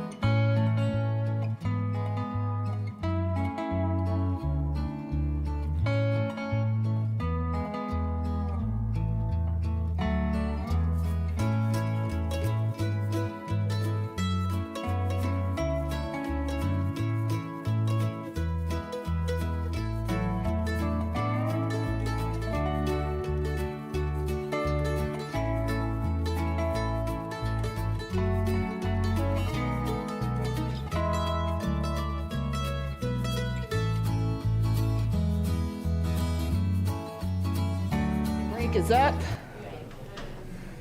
because I did not bring a sleeping bag. So I want to make sure that we are at least still able to get through with our agenda. And I want to thank the staff for allowing us a little grace to have a quick 5-minute break. All right, I'm going to turn things over to our acting deputy city manager, Grisby. Thank you. So our plan is to go into excruciating detail on each and every of the 35 ARPA projects tonight. So, settle in.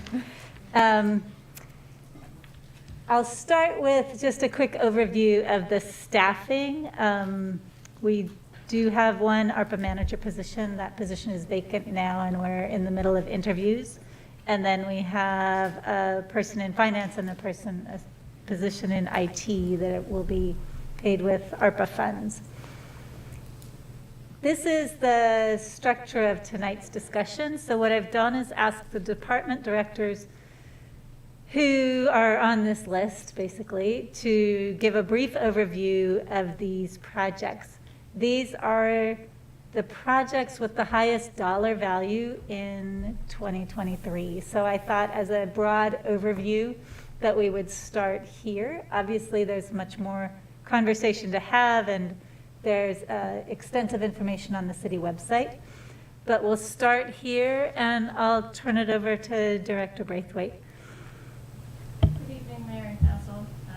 Happy to provide some brief information for you on this.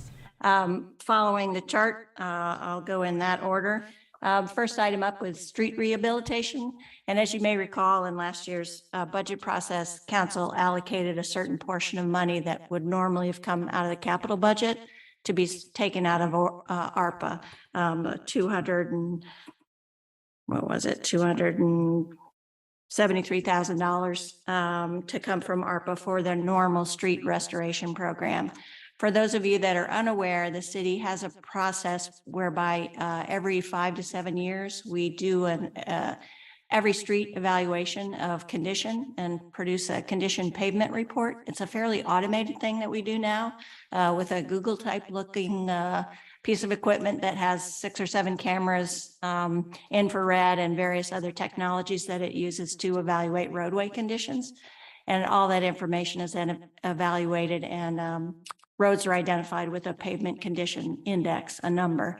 And the goal of the city is to maintain our roads in a fair or better condition. That was a policy that was established in 2004. And to that end, the council had identified about $500,000 a year that is required as a way to maintain roads in that condition. And since that time, the city has been more or less successful in funding roadway improvements. So in this particular allocation, a portion of that funding that had been identified for street restoration work in the current fiscal year was paid for through ARPA. That work has already been completed. All but one street that we intended to do in fiscal year 23 has been finished.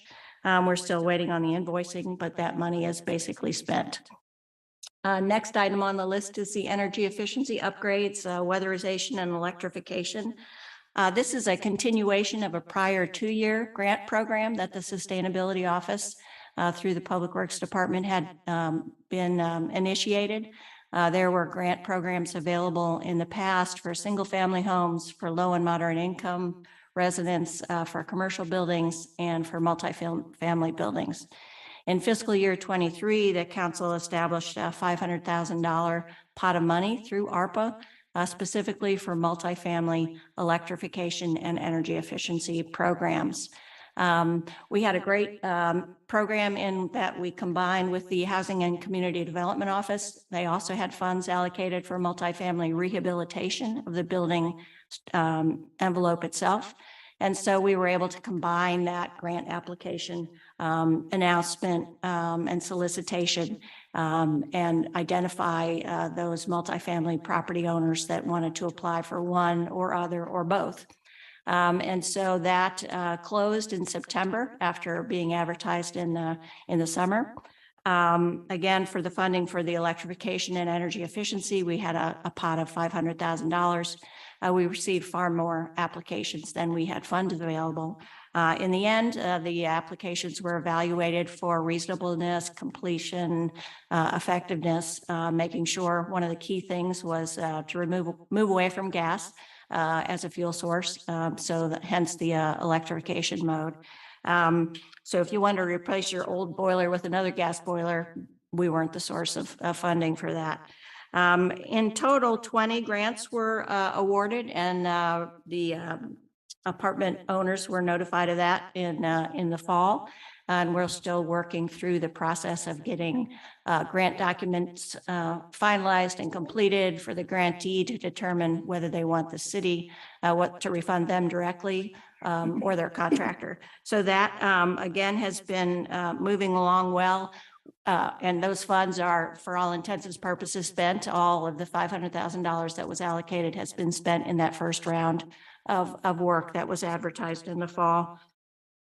There is a possibility that some programs and projects won't be able to be completed. So that's something we'll evaluate as time goes on. We do want to give our grantees plenty of time to get the work done. It's a very challenging time, particularly for HVAC, solar panel, those types of things, lots of delay in the construction timeline. We are still currently providing not quite half of the grants that we awarded in FY22 due to delays in production. So we want to make sure that those apartment owners that are intentional about it and moving forward, and just by luck of our current supply line issues, we don't want to let that lose the grant for them. So that has been underway, and again, those dollars are, for all intents and purposes, spent. The community center renovation portion, as some of you may be aware, the city had evaluated renovating a portion of the lower level of the community center, and that had been in the capital budget for many years. We've been slowly working towards that. One of the kind of key pieces that sort of helps crystallize what that project is to envision the opening in the floor here between the first level and the second level of this building to be filled in. So basically, it's an atrium fill-in project for the lower level, and then that space that's then made available, which is now virtually unusable because it's just part of a chamber of 3 stories. That space that's made available in the first floor can be used for needed space. It includes expansion of the dispatch area of the police department, creation of a separate lobby and well-signed entranceway for the police area. It'll also enable the creation of additional office space, which we're envisioned for the mental health counseling services that the city intends to get started, as well as community center and conference rooms that can be used not only by the police department, but all divisions. So that project is fully designed. We did a presentation to the council last year where we laid out the design plans. And again, it had been a multi-year project. So that is fully designed and ready to go out for construction. We did use Arcadis, the construction management firm that the city is using for the library, to do a cost analysis and constructability study. And so that work has been done. We've got cost estimates available. Currently, the cost estimates are slightly above the $1 million that was established through ARPA for that project. So where we are now is kind of in a holding pattern. We're waiting till things are known with the library construction so that we can then, through our construction management company and our own best knowledge, sort of figure out what's the ideal timing for that project. Because there are times where it will be much more difficult given parking lot constraints and some of the building constraints. So that is one of those things where it's ready to go. We just have to decide the time frame and then work backward from that. And last but not least is a rec center redevelopment. This can be a bit confusing in that there's 2 pots of money related to the rec center, one for the redevelopment of the rec center. The portion that Public Works is responsible for is really just Band-Aids on the recreation center until the building goes on to its next and better future use. And so there are certain aspects of the building that are critical and essential. First and foremost, and one thing that we have completed is we didn't have an air filtration system in respect to the COVID and pandemic for the weight room and not the gym, but the weight room and the exercise space. Given the kind of HVAC system that was in there, in fact, that space was closed off for much of the pandemic. We now have an air filtration system in that space as well as in Hefner that enables those facilities to have complete UV, HEPA, not ozone, but whatever the alternative to ozone is in terms of air filtration. So we have equipment in that facility now that maintains a safe and preferred airspace. The other remaining issues related to the recreation center is the roof is in horrible shape. We inherited the building with the roof in horrible shape. And it is leaking extensively over the gym. So we've tried to Band-Aid as long as we can. We feel like at this point, we need to replace the roof. We have got pricing for that. We'll be able to do it within the budget. We just have not, started that process yet. That will need to be brought to council for an award of a contract. The second piece we were really hoping we could avoid, which is the large HVAC system above the gym of the facility. So that, again, is one that we knew when we inherited the building. It was very old at that point. We've been keeping it running, but over this last summer, we lost one of the compressors. It's not able to be repaired. We will need a new HVAC system in order to have air conditioning in the building in the summer. What we have now is sufficient for heat, but it is on its last legs. So we will be using those funds to do both a HVAC system replacement as well as a roof, which is unfortunate in a building that you're planning to take down, but we do know it will be many years before we're there. And at this point, those are health and safety issues that have to be addressed. So that is the rest of the funding for that. And that's my items. And next up is Director Eubanks for the Housing and Community Development projects.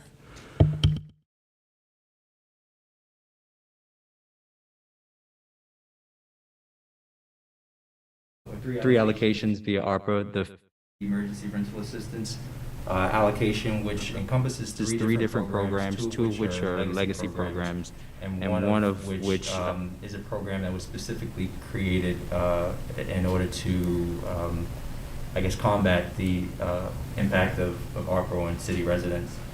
The first two programs are our emergency assistance program and our rental assistance program. I call those legacy programs because they existed pre-ARPA. They weren't funded via the general fund, but they were funded by donations. Those two programs are income restricted, so they are limited to 2 times the federal income limit.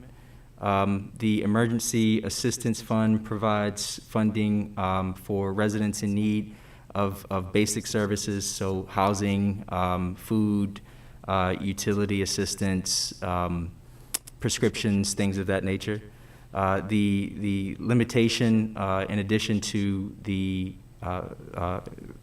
income limitation, is the fact that we only provide about $1,500 in assistance for that program.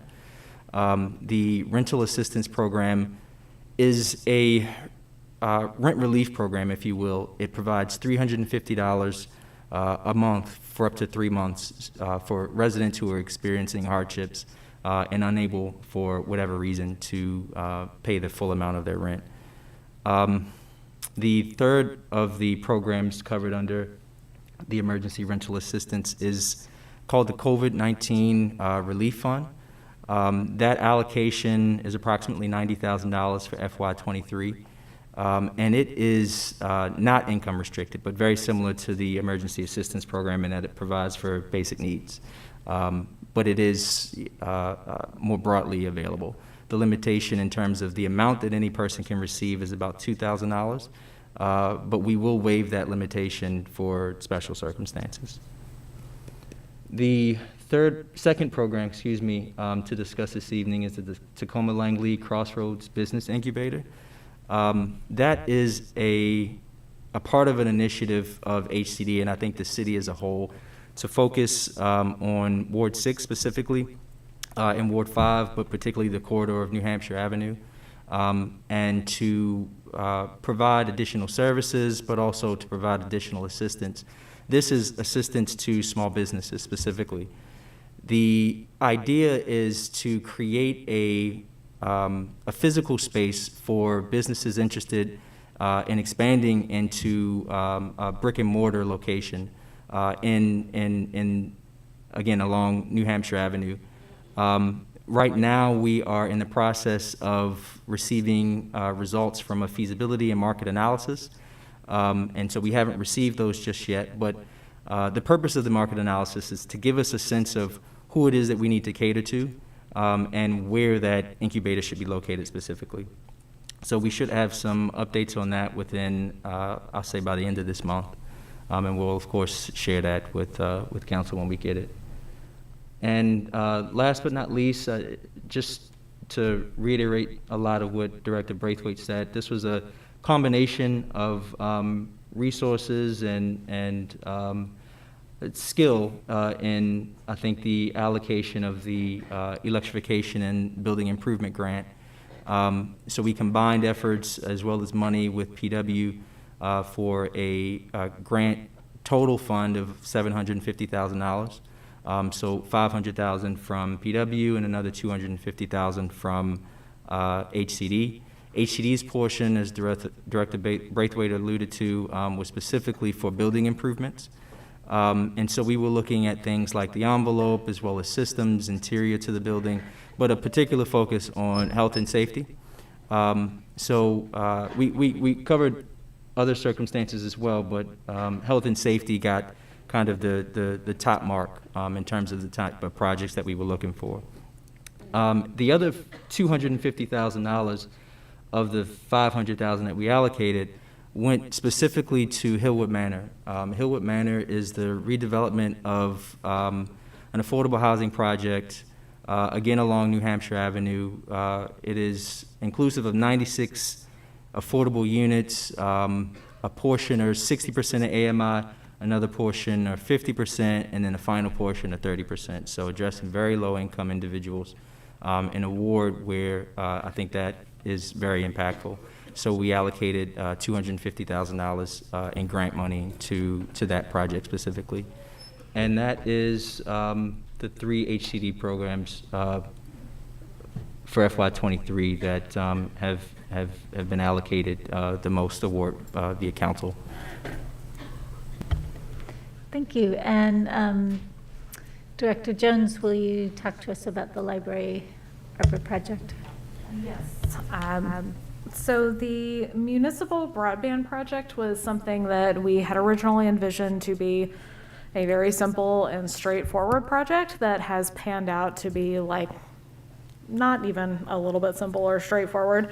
And part of that was because we had to pivot shortly after having that project approved because federal subsidies that were supposed to be temporary were made permanent to help people get home internet broadband access, which is wonderful. And so the original part of the project was to subsidize Comcast Internet Essentials program for residents making less than $50,000 a year.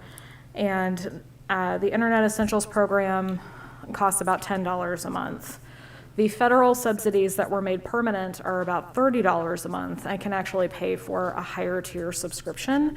And on top of that, there are some state level subsidies that can be stacked on top of that. The part of the complication with this is that the Comcast piece is very straightforward if it's implemented, and Comcast handles everything.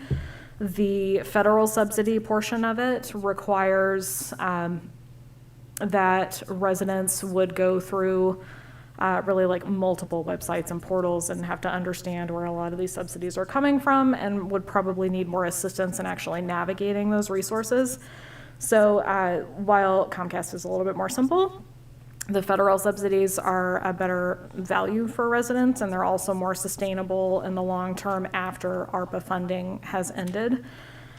So we've pivoted a bit, and We just signed a contract with Connect for Broadband, which is a nonprofit agency that's been working with Montgomery County. And the plan with them is to do a community needs assessment. So he's going to go out and actually, the lead on there is going to go and help us to understand what the community needs are, where the needs are greatest, give us sort of a demographic picture of what the digital divide in Tacoma Park looks like, which I think is going to be a really valuable tool all on its own. But after that, they're going to help us identify community partners that we can use to reach people that may not necessarily think to connect with their local government for projects like this. And at that point, after we've identified those partners and actually forged some relationships with them, if it's somebody that we're not already partners with, then we can actually get to work armed with a data-driven strategy for promoting these subsidies and getting people enrolled and get them high-speed internet access at home so that they can do things like remote work and kids can do their homework a little bit more easily. They can connect with friends and family that aren't nearby. Anything that we open our laptops at home to do, everybody else will be able to do as well.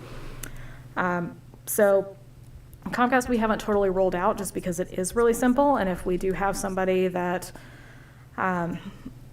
has a lot of needs with navigating the technology part of it, and maybe it's going to be a little bit prohibitive to try to walk them through enlisting in all of the subsidies. What we have run into is a bit of a stalemate on the information security piece of the MOU with Comcast. So I've been working with our IT director, with Z, to see if we can move past that and try to get them to amend that part of the MOU so that the city is not assuming any responsibility for the information security of the people whose access we would be subsidizing. So that's kind of where we're at there. The work with Connect for Broadband should begin very, very soon. So I'm really excited about that piece of it. And before I go to the last two, I just wanted to point out that Director Huffman is here to answer questions. She does have two significant rec department projects, one on scholarship and tutoring and one on STEAM grants. They didn't make our list of top hits, which doesn't mean they're not important. It means we knew this was going to be a long night and we tried to constrain it. So feel free to ask questions about any of the ARPA projects. I will just say briefly, the Mental Health Crisis Counselor project continues to be a source of, is Tony still here? Great frustration. We do not yet have a signed MOU. We are at this point kicking out all the stops, City Manager's Fox contacts, the police chief's contacts, my contacts. We are pushing forward on this, hoping for daylight. And I wanted to take just an extra minute to talk about the Direct Cash Assistance Program. It's $2.3 million that Council has allocated. We set this up as a one-time lump sum payment for eligible households in the city of $1,000 for those that live within the city boundaries, which is more confusing than you might think, and earn less than $50,000. We launched on October 25th, and so in that 9 or 10-week period, we have funded 937 households who have checks in hand. We set out very deliberately and systematically to translate everything we do, including in-person events, to have the capacity to do 3 languages, English, Spanish, and Amharic. We also recognize that there are digital divides. And so as Director Jones mentioned, we've had significant help from the computer lab. We've done 4 in-person events, 2 set up with city computers and staff serving as translators and assistants, both in this building and in the interim library building. And then 2, also in those locations with paper applications. So we're trying different methods to see what might give us the biggest bang. There are cultural obstacles to giving away money for people whose circumstances are very constrained and even precarious. There are people who do not want to engage, are averse to engaging with government. There are people who believe this is a scam, that we tell them we're giving them $1,000, no strings attached, and they are sure it's a trap. We have worked diligently, and I say we across city staff. You've heard other departments also mention this particular program tonight, but we've worked with property managers and property owners who in many cases are actually viewed as trusted sources. So when they send a message to their residents saying, hey, this is real, that triggers a different kind of reaction. We've worked closely with community partners as trusted voices. So we've partnered with the Ethiopian Community Center, with Shepherd's Table, with Cheer, with Meals on Wheels, with the Tacoma Park Presbyterian Church, with the Tacoma Park East Silver Spring Community Action Center. We have,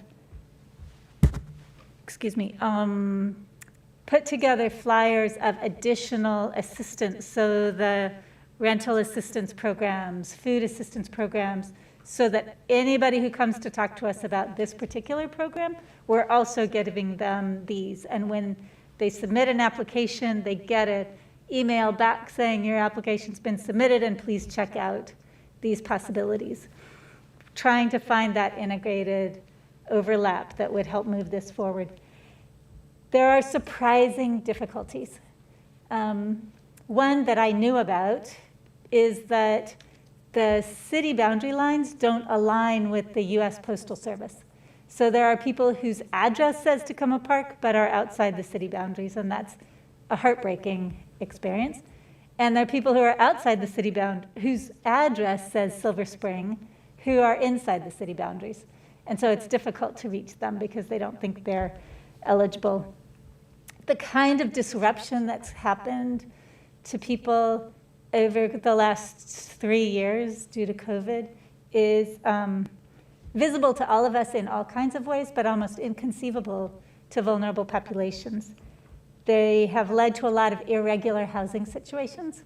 So a number of people that we meet, their names are not on their lease. They may sublease a room in a house. They may be living with relatives or friends. They may be couch surfing. There are leases that don't get renewed. So the lease they have is from 2011, and it has rolled over. But if we're asking documentation to prove you live there, that doesn't work. There are people who have moved multiple times, and their documents haven't caught up with them. So their driver's license doesn't have the same address on it as their Social Security benefits, which doesn't have the same address as their last pay stub. There are people who are paid under the table and off the books. So in some cases, we've said to someone, can you get an employer to do an affidavit that says you work for them? And that is not going to happen. There are many people who are unbanked. We have worked with asylum seekers who have federal documentation that they are in that category. They do not have anything that shows that they currently live in Tacoma Park. And people that we have reason to think are probably undocumented, we do not ask. We have encountered people in cascading crises, critical health problems like strokes, that then cause job loss, that then cause housing loss.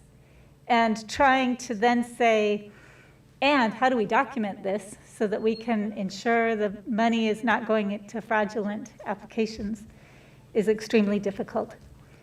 And there are people who are temporarily relocated outside the city limits. We worked with the Maryland Secretary of State Office of the Maryland Safe at Home Address Confidentiality Program. It's a program that works with domestic violence victims.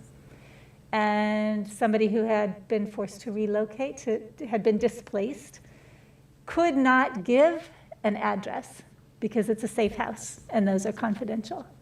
And we found a workaround through the Maryland Secretary of State office to verify that the information we were getting was right. I say that only to kind of paint the picture that there are people, especially early on, who had language facility and computer skills and went on and applied, and that was great. What we're looking at now is very intensive, one-on-one, careful work and very creative ways of figuring out how to address what's a real need and a legitimate case without the typical documentation. We've set up proxies. We've done proxies as for income, as anyone who has a SNAP benefits letter, anyone who's on TAMF, anybody who's got unemployment. Like, we're working to try and figure out, or Social Security. We are also developing proxy by address. We've identified 5 multifamily buildings with low-income qualifications, which we believe will meet that 50,000 threshold. So we can say, if you live at this address, your income is already clarified as eligible. We just need something that says you actually live here. So I say all of this just to give you some idea of the complexity of it. In addition to that, there have been almost 50 applications which were kicked out for fraudulent activity. There are patterns that Forward identified. I should have said at the beginning, we've contracted with Forward to manage the program with us. And they have experience across the nation of handling ARPA funds in programs like this, and we're able to pick up on things that looking individually at an application wasn't obvious, but looking at as over many applications, they could see patterns. We are close to the halfway mark, so 937 funded, 108 more have been approved as of today. 311 are in process. Sometimes that can take a while. So we're not far off from the halfway mark for 9 or 10 weeks of the program. So I'm happy to answer questions, as I know my colleagues as well, on any of these projects. The other slide back up that has the. I'm sorry, I can't hear you. The other slide with the numbers. Yes. That one, thank you. Yes. Great, thank you so much. Councilmember Small. Yeah, I have a general statement on the ARPA funds and the ability of the city to articulate what they actually mean. That I think all of these programs reflect really well thought out, considered proposals, and I'm not criticizing that in any way. But I do think that the construction of how the ARPA funds went into our budget processes and cycles, and the ability to perceive of them as both a pot of money and the subsidization of a regular budget process means that it's a little bit difficult to make clear which things are relatively successful with regard to the use of ARPA funds and which ones as being sort of, I don't know, I guess maybe not subsidization, but interposed funding, and how that affects the overall budget. I said a lot of words, and I didn't mean a word salad, but I guess what I'm saying is that with the funds that are allocated and the manner in which they are in this current budget and the future of these funds and the fact that they're going to dissipate, that somewhere in that process there needs to be a greater understanding of which things are, oh, thanks for giving us essentially free money, and which things are, well, we're going to need to continue to do this afterwards, and how are we going to make that happen? I think that's probably all I would say about this. I appreciate everyone and the efforts that they made with regard to these funds. I'm in no way saying that anybody is playing fast and loose with any money or anything like that, so let me be explicit about that. I just think that at the end of the day, we are still in this same position of people not necessarily understanding where the money is coming from and or where the benefits go. In particular, like I got an email, I think this morning, about utilizing the leases associated with all properties to just give the money to those people because renters would need the money. But you already articulated why that would not work very well. And so there's a disconnect on who thinks they know what's best to use these funds. And I would just encourage you to try to be as communicative overall and not just with regard to the direct cash assistance, so that there is a greater understanding in the go forward. I certainly appreciate that. This chart comes from a broader spreadsheet, and Mayor, I know you love spreadsheets, which was not quite ready for prime time, but what we expect to do is have this for all the projects and for the 5-year spending plan, so you can see what was allocated and how it's broken out. What we did for tonight was put in FY23, which I thought was perhaps most of interest and relevant at the moment for a broad overview. But I recognize that we need to tell the story more fully. There is a lot of information on the website about each project. Again, it doesn't necessarily have that update of where it stands now in terms of these details. So we are aware of the need to have more information out there and are working on that. Thank you. Councilmember Gibson? Yes, maybe a little bit on a similar point. Just to be clear, ARPA funds were designated for a specific purpose for a specific time. Some of these projects are commingled with previously existing projects, so it's not entirely clear to me and maybe the public that we're not going to continue, which ones we're going to continue funding and which ones we're not going to continue funding. It might be a little bit of what Jason was asking for, but just clarify for me, I guess, can it be clarified which ones will be continuing or which ones are not?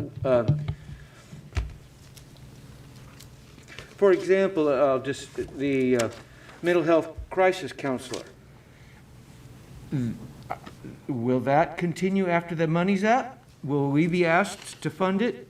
Or would the recipients of those services be anticipating?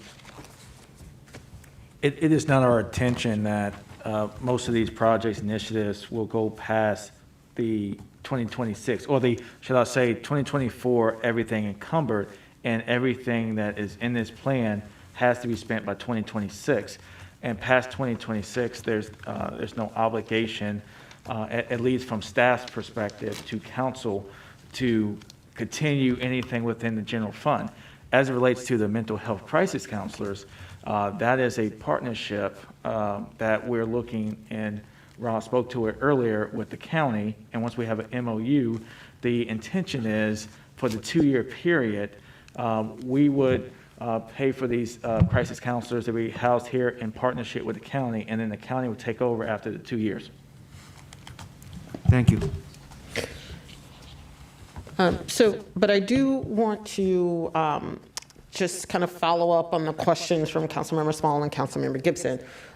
Because, for example, some of the work that we're doing in terms of just regular maintenance of the rec center, for example. I mean, fingers crossed, once we get the new roof and the the HVAC and all that good stuff, there should be minimal additional upgrades to make, fingers crossed. But there may be, and those are types of expenses that would need to be a part of our budget. There were, if I recall correctly, there were certain programs that existed or certain expenses that existed, and we beefed up in terms of the amount of money that we made available.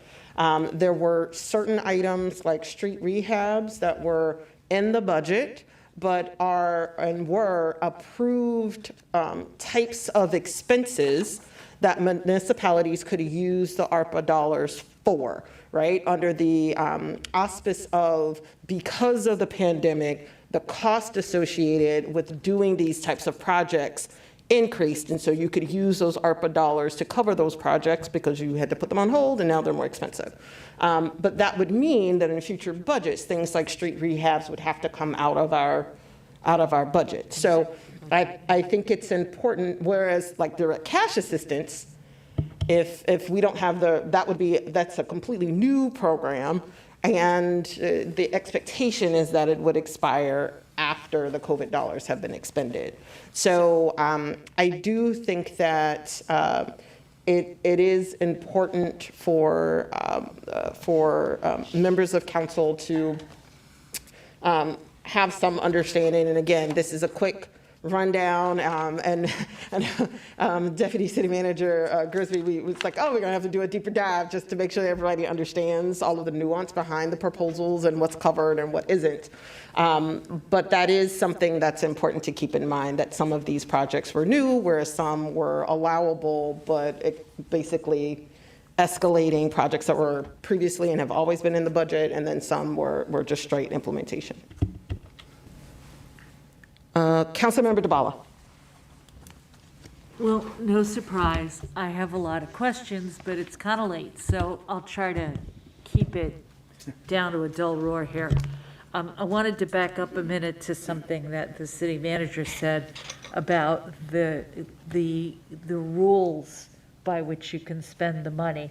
So that $10 million standard allocation for smaller communities, the rules on that are broader, so something like street rehab fits there where it might not have fit in the original aimed at COVID specific. So that gets a little confusing because that was a sort of midstream change. But I think, speaking for myself at least, that the council's intent was to do one-time things, not to do new programs that are then going to have to continue. With a couple of exceptions. From the beginning, the mental health program was intended to to start before an already planned county program and try to persuade them that it's going so well down here, it should be here. So that's just one way of looking at it. But I don't think there's a lot in here that has to, that said, there is some substituting, like energy efficiency and multifamily programs. Want to do them anyway, did them before, do them later. But that was the way we went into it. My questions are about the programs that didn't get called out, because there are several, and I know there's activity going on, for example, in the recreation programs. And about the numbers served with some of these programs. So I'm sure that the recreation folks could do that, could come up with, how many scholarships and so on and so forth.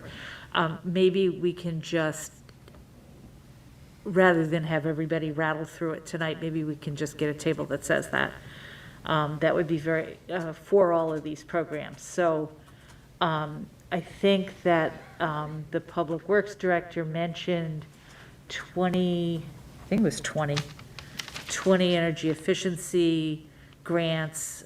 So to who? To which buildings? And are they the same 20 buildings as the multifamily, the renovation money? The implication was that they are. So I'd just like a little more detail on each of these in terms of the quote results or the results to date. On the direct assistance, you did a fabulous job of explaining the situation. My question on that is going to be twofold. You and I had talked a while back about the possibility of volunteers going door to door in multifamily buildings. That may not be the best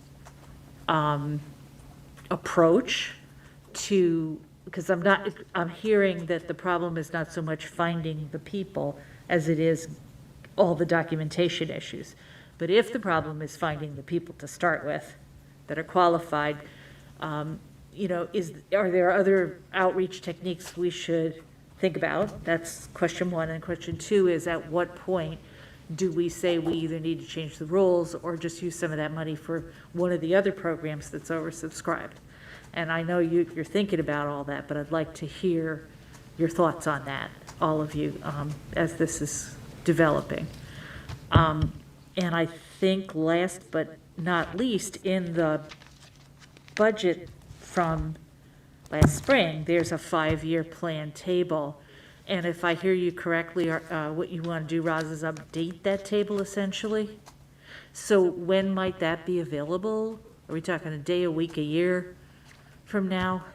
Certainly not a year from now, Thank and you. certainly I not a didn't day think so. from now. I think we'd try in the next 2 weeks to get Okay, it to you. I would like but- to see that within the next 2 weeks. Okay. And I'm sure I'm not the only one. Because that might help some of the, I wouldn't want to call it confusion. Help some of the information, yeah. And ditto with the more details on results to help the new folks kind of get to where we are now as opposed to where we were last spring, when these were all just bright ideas. And my last thing is to say that you, especially the programs that changed in the middle of when you were doing them, you all are doing amazing work with this, I think. I'm very impressed with all of that. I did have one last question now that the chief is back in the room. Do you have anything to say about the status of the mental health negotiations? And is there anything that any council members can do to help? I'm sorry, I had so many questions. It's just the way it went tonight. Well, seeing as I was going to stay here the entire night and thought I wasn't going to say one thing, at least you called me up here. So, no, I, as I've stated multiple times, this is a very, very important program. We're working, obviously, through some loopholes to get this done, but we're confident. I just got an email why we were here that said that they're confident that they can get that MOU in place. And once it is in place, we can get that program up and running. So I'm confident that we're going to get it going within the next month or so. Hot off the presses. I'm sorry, I'm done. I'll back up. Okay. Councilmember Fulcher? I just have a couple, I think, easy questions. So this spending plan says fiscal year 2022 through fiscal year 26, and then we have fiscal year budget 23. So, like for instance, where it says recreation center redevelopment, if it says 160 in the fiscal year 23, is there any possibility that any of the money was spent in fiscal year 22? Okay, and so that doesn't mean that there's money necessarily left in that column. Right. Okay. So it's the deficiency of my chart tonight. That's fine. This is pulled from something that looks more like this. And so what I hope to do in the next couple of weeks is have this fully fleshed out for you. The funds were allocated and then broken out over several years. So some are an even amount every year, like we have a, community engagement money, we have about $20,000 a year for 5 years. There's some like the direct cash assistance where the hope was to get that money dispersed as quickly as possible to people who need it now and not even it out over years. So I understand this as it is inadequate to fully explain what we're doing, and I'll get you the full updated version. Okay, thank you. And then I think this is towards Ms. Braithwaite. You were talking about the roof and the HVAC system, and are you thinking that that is still included in this money, or do you think that it's going to need more money in order to finish that project? Based on the estimates we've got, we can do it within the existing budget. Okay, and then last question, I think it was on the page before this, that you had a couple of full-time employees. I understand that we won't need an ARPA manager when this is over. Would we need the finance and IT person that are being included in this staffing after we're out of the ARPA funds?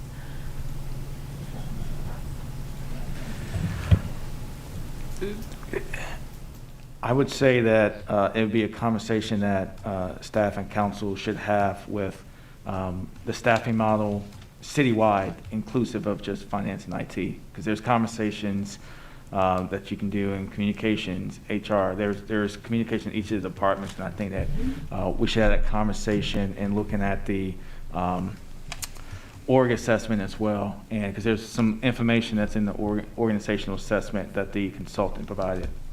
And then one last question. I understand that the ARPA manager right now is a unfilled position. Is this finance and IT position filled currently?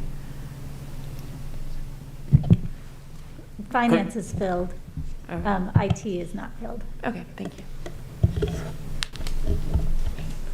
And I do just want to quickly piggyback off of Councilmember Fulcher's question, which is a really good one. Because these three positions were being paid for using the ARPA dollars and they are vacant, are those cost savings, so to speak, that are ARPA related, and how would that impact monies that may be left on the table in terms of the ARPA budget overall, right? So if we budgeted 100, I'm making this up, a total of $200,000 for a full year for the ARPA manager and the IT manager, but we haven't had those positions filled for the last, half a year, knocking on a year, then that would mean you're basically at about, an extra $100,000 for this particular fiscal year as it related to your staffing plan for ARPA, which would need to perhaps be re-obligated later. So it would be helpful to understand when we start talking about the budget, what some of the implications will be for, staffing vacancies under ARPA.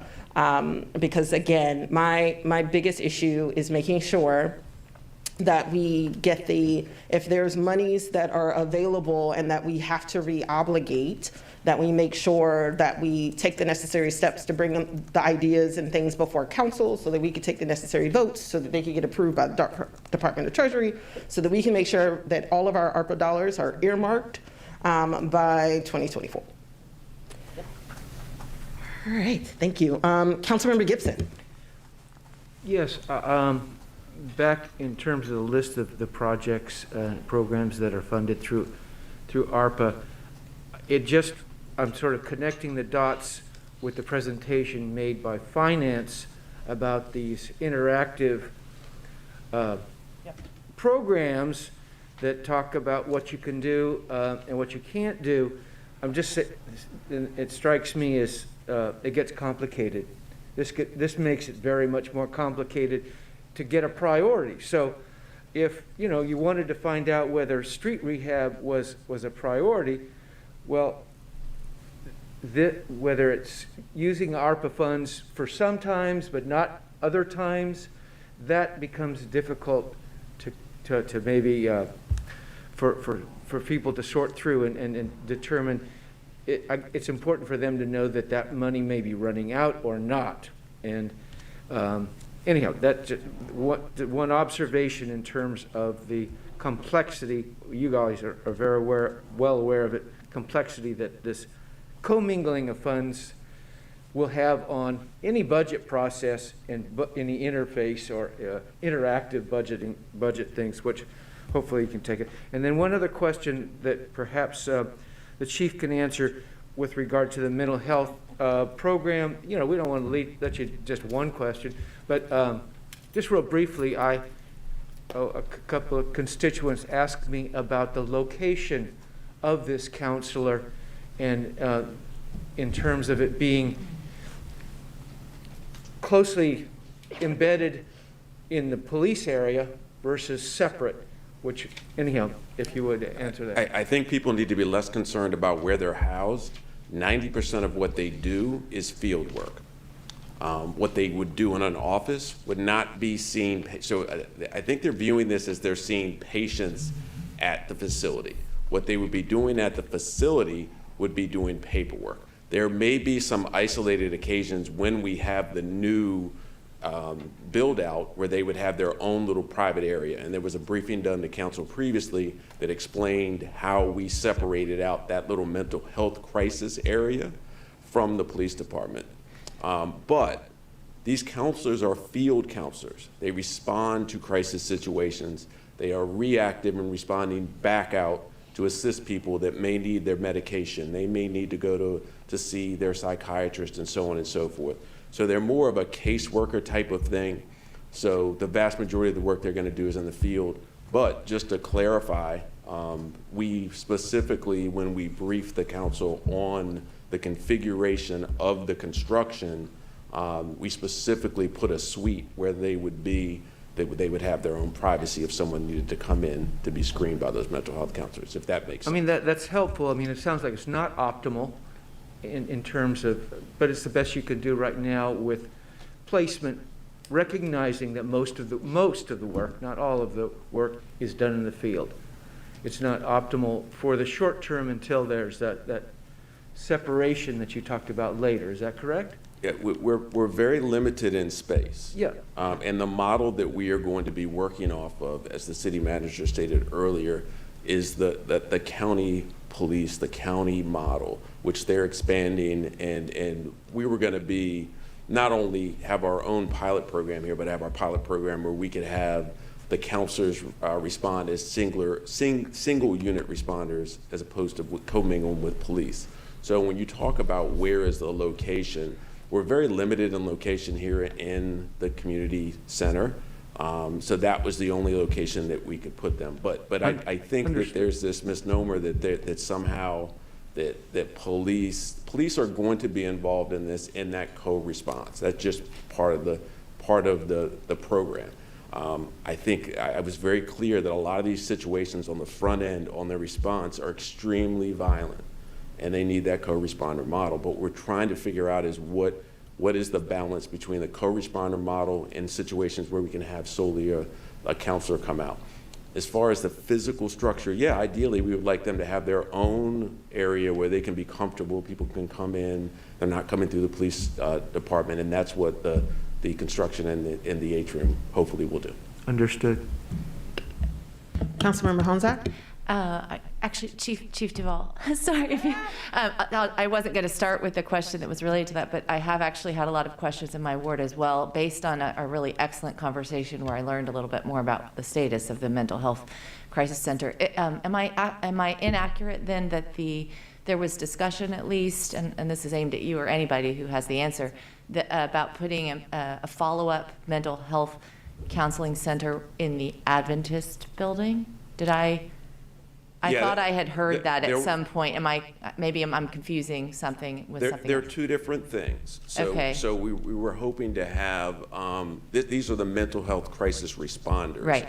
What that was addressing was we work with the Department of Health and Human Services through Montgomery County to look at two different kind of areas where people could get help. One would be a 24 to 48 hour center where people could come and get that temporary help. Another one would be a more long-term area. So that's when you're talking about what could go at Adventist, that's what they were talking about. What these mental health counselors have is not a 24 to 48 hour kind of a triage center. That's not what that But they is. would be linked, right, to this longer term? absolutely. And maybe, I'm just thinking this might answer Councilmember Gibson's concern from his constituents, that I presume, being that they would all be from the same department, that they would refer to one another for that longer term care that you're talking about, and then they would not be going to the police department for that kind of Absolutely support. correct. So Yeah, anyone okay. anyone that Okay, I has have the that right. idea that a mental health person in crisis is going to be transported to the police department, that doesn't happen. If a person is in crisis and they need an evaluation, they're not transported to the police department. They're transported to a mental health facility. Those facilities are already in place. Normally, there's an original screening where they can be screened to see if they need more long-term care. So yes, we'd be working hand in hand. The county is being very proactive in trying to establish, like I said, the mental health crisis counselors that would respond, and then they would do that referral. So there's no, I guess, staging area at the police department, if that's the thought. There's not going to be a staging area here in the community center. Even when we have the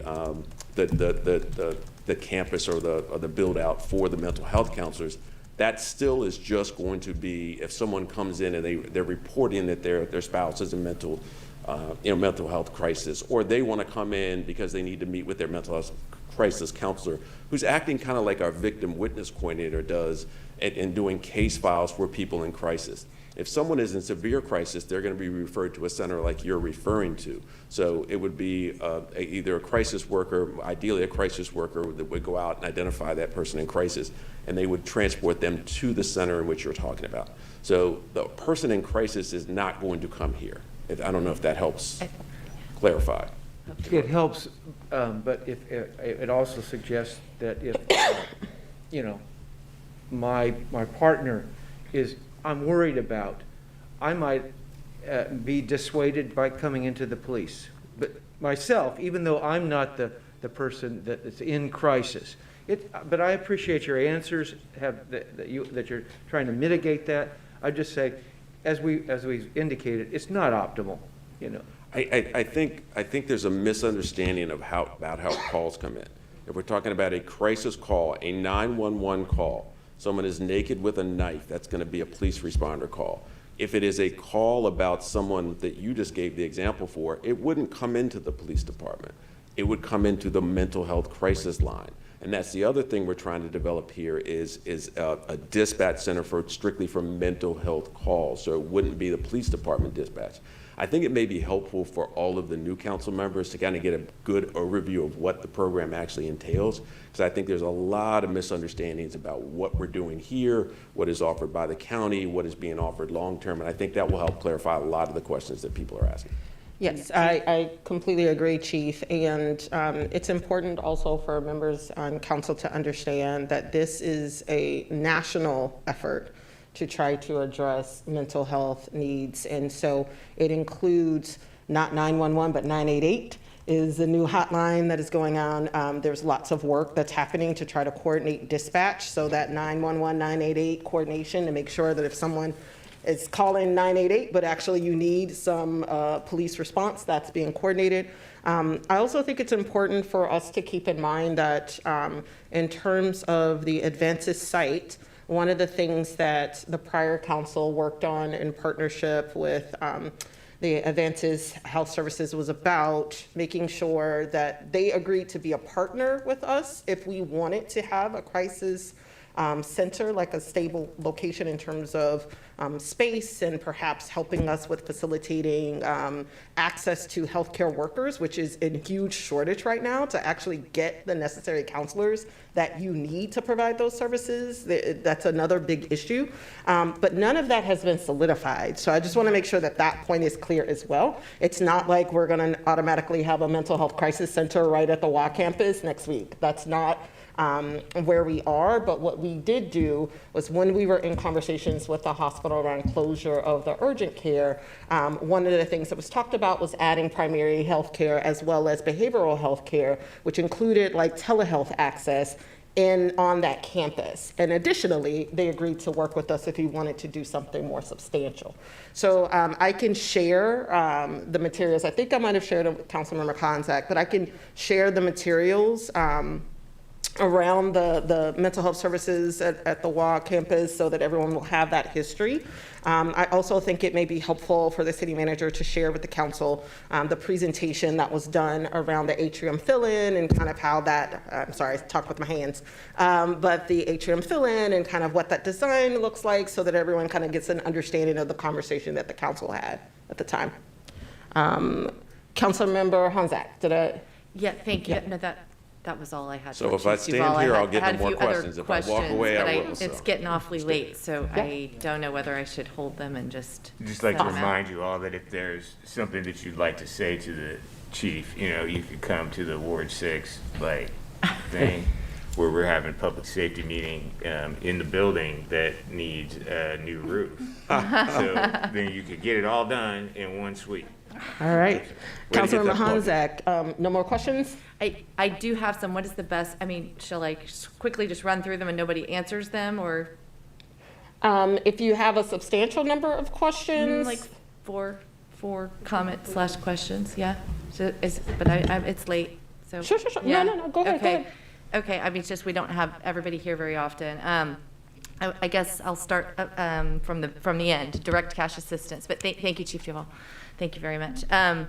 I did a lot of work during my campaign on the direct cash assistance. I think if my memory serves me correctly, I sent an email to somebody about and if I may not have left my desk yet. I got a lot of good feedback from residents, including ideas about the scam and whatever. But one of the things that caught my attention is you were saying maybe we need to change the rules. I mean, I learned a lot about what might work, that many of things that weren't being done, at least within my ward, but not necessarily through fault of anybody. It was just difficult. There hasn't been much outreach in the northern part of my ward because it's so difficult to get into those buildings. I just met with TIER this week. They have a grant from us. The council members might be interested to know this, but they're actually having trouble getting into the buildings because they don't get a lot of, they don't have introductions even to the building management, can't get feedback from them. So basically, some of our hardest to reach populations that we really want to target the most, the poorest folks, we're not reaching yet, I think. So I've agreed to help give them introductions to that. But I think somehow we've got to figure that out. And again, I'm happy to work with staff on that. But changing the rules might also be very, very important. The $50,000 per household we discovered in one of our poorest buildings at Essex House, theoretically, actually wouldn't even touch most of the population that's in there, we discovered. And then I'll jump on to another topic. I just wanted to lay that on the table. On the broadband access, again, I was trying to get Chromebooks out to a bunch of people, again, in my very poor ward. We found a lot of people that were just trying to get the direct cash assistance, don't even have the laptops, much less the broadband to use to get the broadband. So somehow we've got to get those incremental steps in there too if the county program is still running. Maybe bundling those together would be good. I'd be interested to hear more about from David, from Mr. Eubanks, from the you said that Ward 5 was also involved somehow in some of the business incubator. I'd love to hear a little bit more about that maybe later, if you could send me an email. Maybe it was mostly Ward 6, and that's fine. I just thought you mentioned Ward 5. And then Daryl, you talked about the delays on some of the on the very large chunk of money here that we're looking at. And given what's gone down with the library and the fact that there is an expiration date on the ARPA funds, I guess I would be interested, again, maybe you actually want to say a few words quickly before we depart, on your thoughts on whether, honestly, we may have a little problem here, because I don't know if you've actually rebid it already. You did sort of say it's already gone over the 1 million probably, but I don't know how recently you had it redone. But there was such a big jump in price from the same company that did our library. I wouldn't be shocked if that dollar value went up by a few million, honestly, if not more. Yeah. We've had that conversation with our construction management firm, as well as the architect. They're actually, they more feel like prices are going to settle down a little bit. Okay. So some of the higher, frenetic overbidding was due to just extreme supply issues, and some of that's getting resolved, and there's more availability. So things are still taking a long time, but the prices are starting to settle a bit. So there isn't the assumption on their part that we're on a trajectory that's going to keep going up, up, up, that we've maybe plateaued. And a lot of it just depends on interest in the construction community and challenges with our site in terms of, combined projects with the library project going on. So, But given, pardon me, but given that that's the same company, as I understood, then does that also imply that our library project may not require so many millions of dollars and may not use all those ARPA funds that are no, set that aside for it, or contract's that's already done been, because it's that already gone contract's out? already been let. So we might be We issued the overpaying. RFP for construction for the library, and that contract's been let on a price per basis. We have not put out the RFP for the lower level community center. So that's a process that we have yet to go through.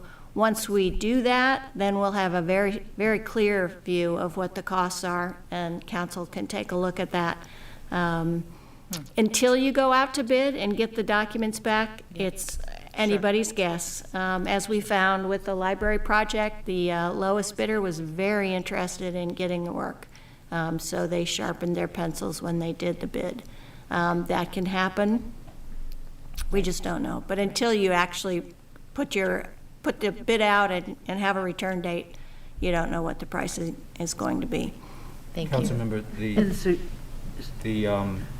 the contractor, or not contractor, construction manager Yes. is the entity that is working on both projects, I see. which is different than the Contractor. contractor, the general Okay, contractor. thank you. And if I may, just one last, it's very small, this was my last of my litany of comments, was I was wondering with the energy efficiency upgrades, if those were prioritized at least had a large chunk of smaller property owners who I think are actually most maxed out by many of the demands of the city. At least that's what I've discovered in my ward again. As I've gone around, I've had a number of small landlords approach me and say, I just don't know if I can afford to keep making the upgrades that the city of Tacoma is asking of me, and I may need to sell. Do you have any support for us? So if that hasn't been done, and if those haven't all been rolled out yet, I would urge you to consider that. Thanks. There was a grading criteria that was used with a multiple list of things that were used in the evaluation of those grants. They tried to make sure they were citywide. They tried to make sure there were different size buildings as well as different size grants. We issued grants as low as $5,600 and as high as $35,000. So they used those factors in allocating the resources.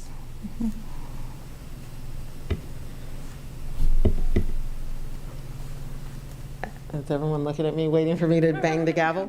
Can I say one thing, that I'm going to make an email with some more detailed questions, particularly about some of the recreations and other things we didn't get to talk about tonight. And I don't know if anybody else would like to do the same thing. If we do that, then maybe we should address them all to one person, maybe Roz, so that we don't have a lot of duplicate emails flying all over the place to different staff people. Would that work? Okay, so follow-up questions to Roz? Sounds good. All right, so if anyone has any additional questions regarding the ARPA projects, please forward them to Acting Deputy City Manager Grisby. I just want to close, I'll send my questions later, but I just want to close by saying how much I appreciate all of the hard work that you all have put in. We went long because you all are doing a lot of work. A lot of good work, a lot of interesting work, a lot of valuable work, and that we really appreciate all that you do and the time that you took out this evening to share it all with us. So thank you so much, and fair to say this meeting is adjourned.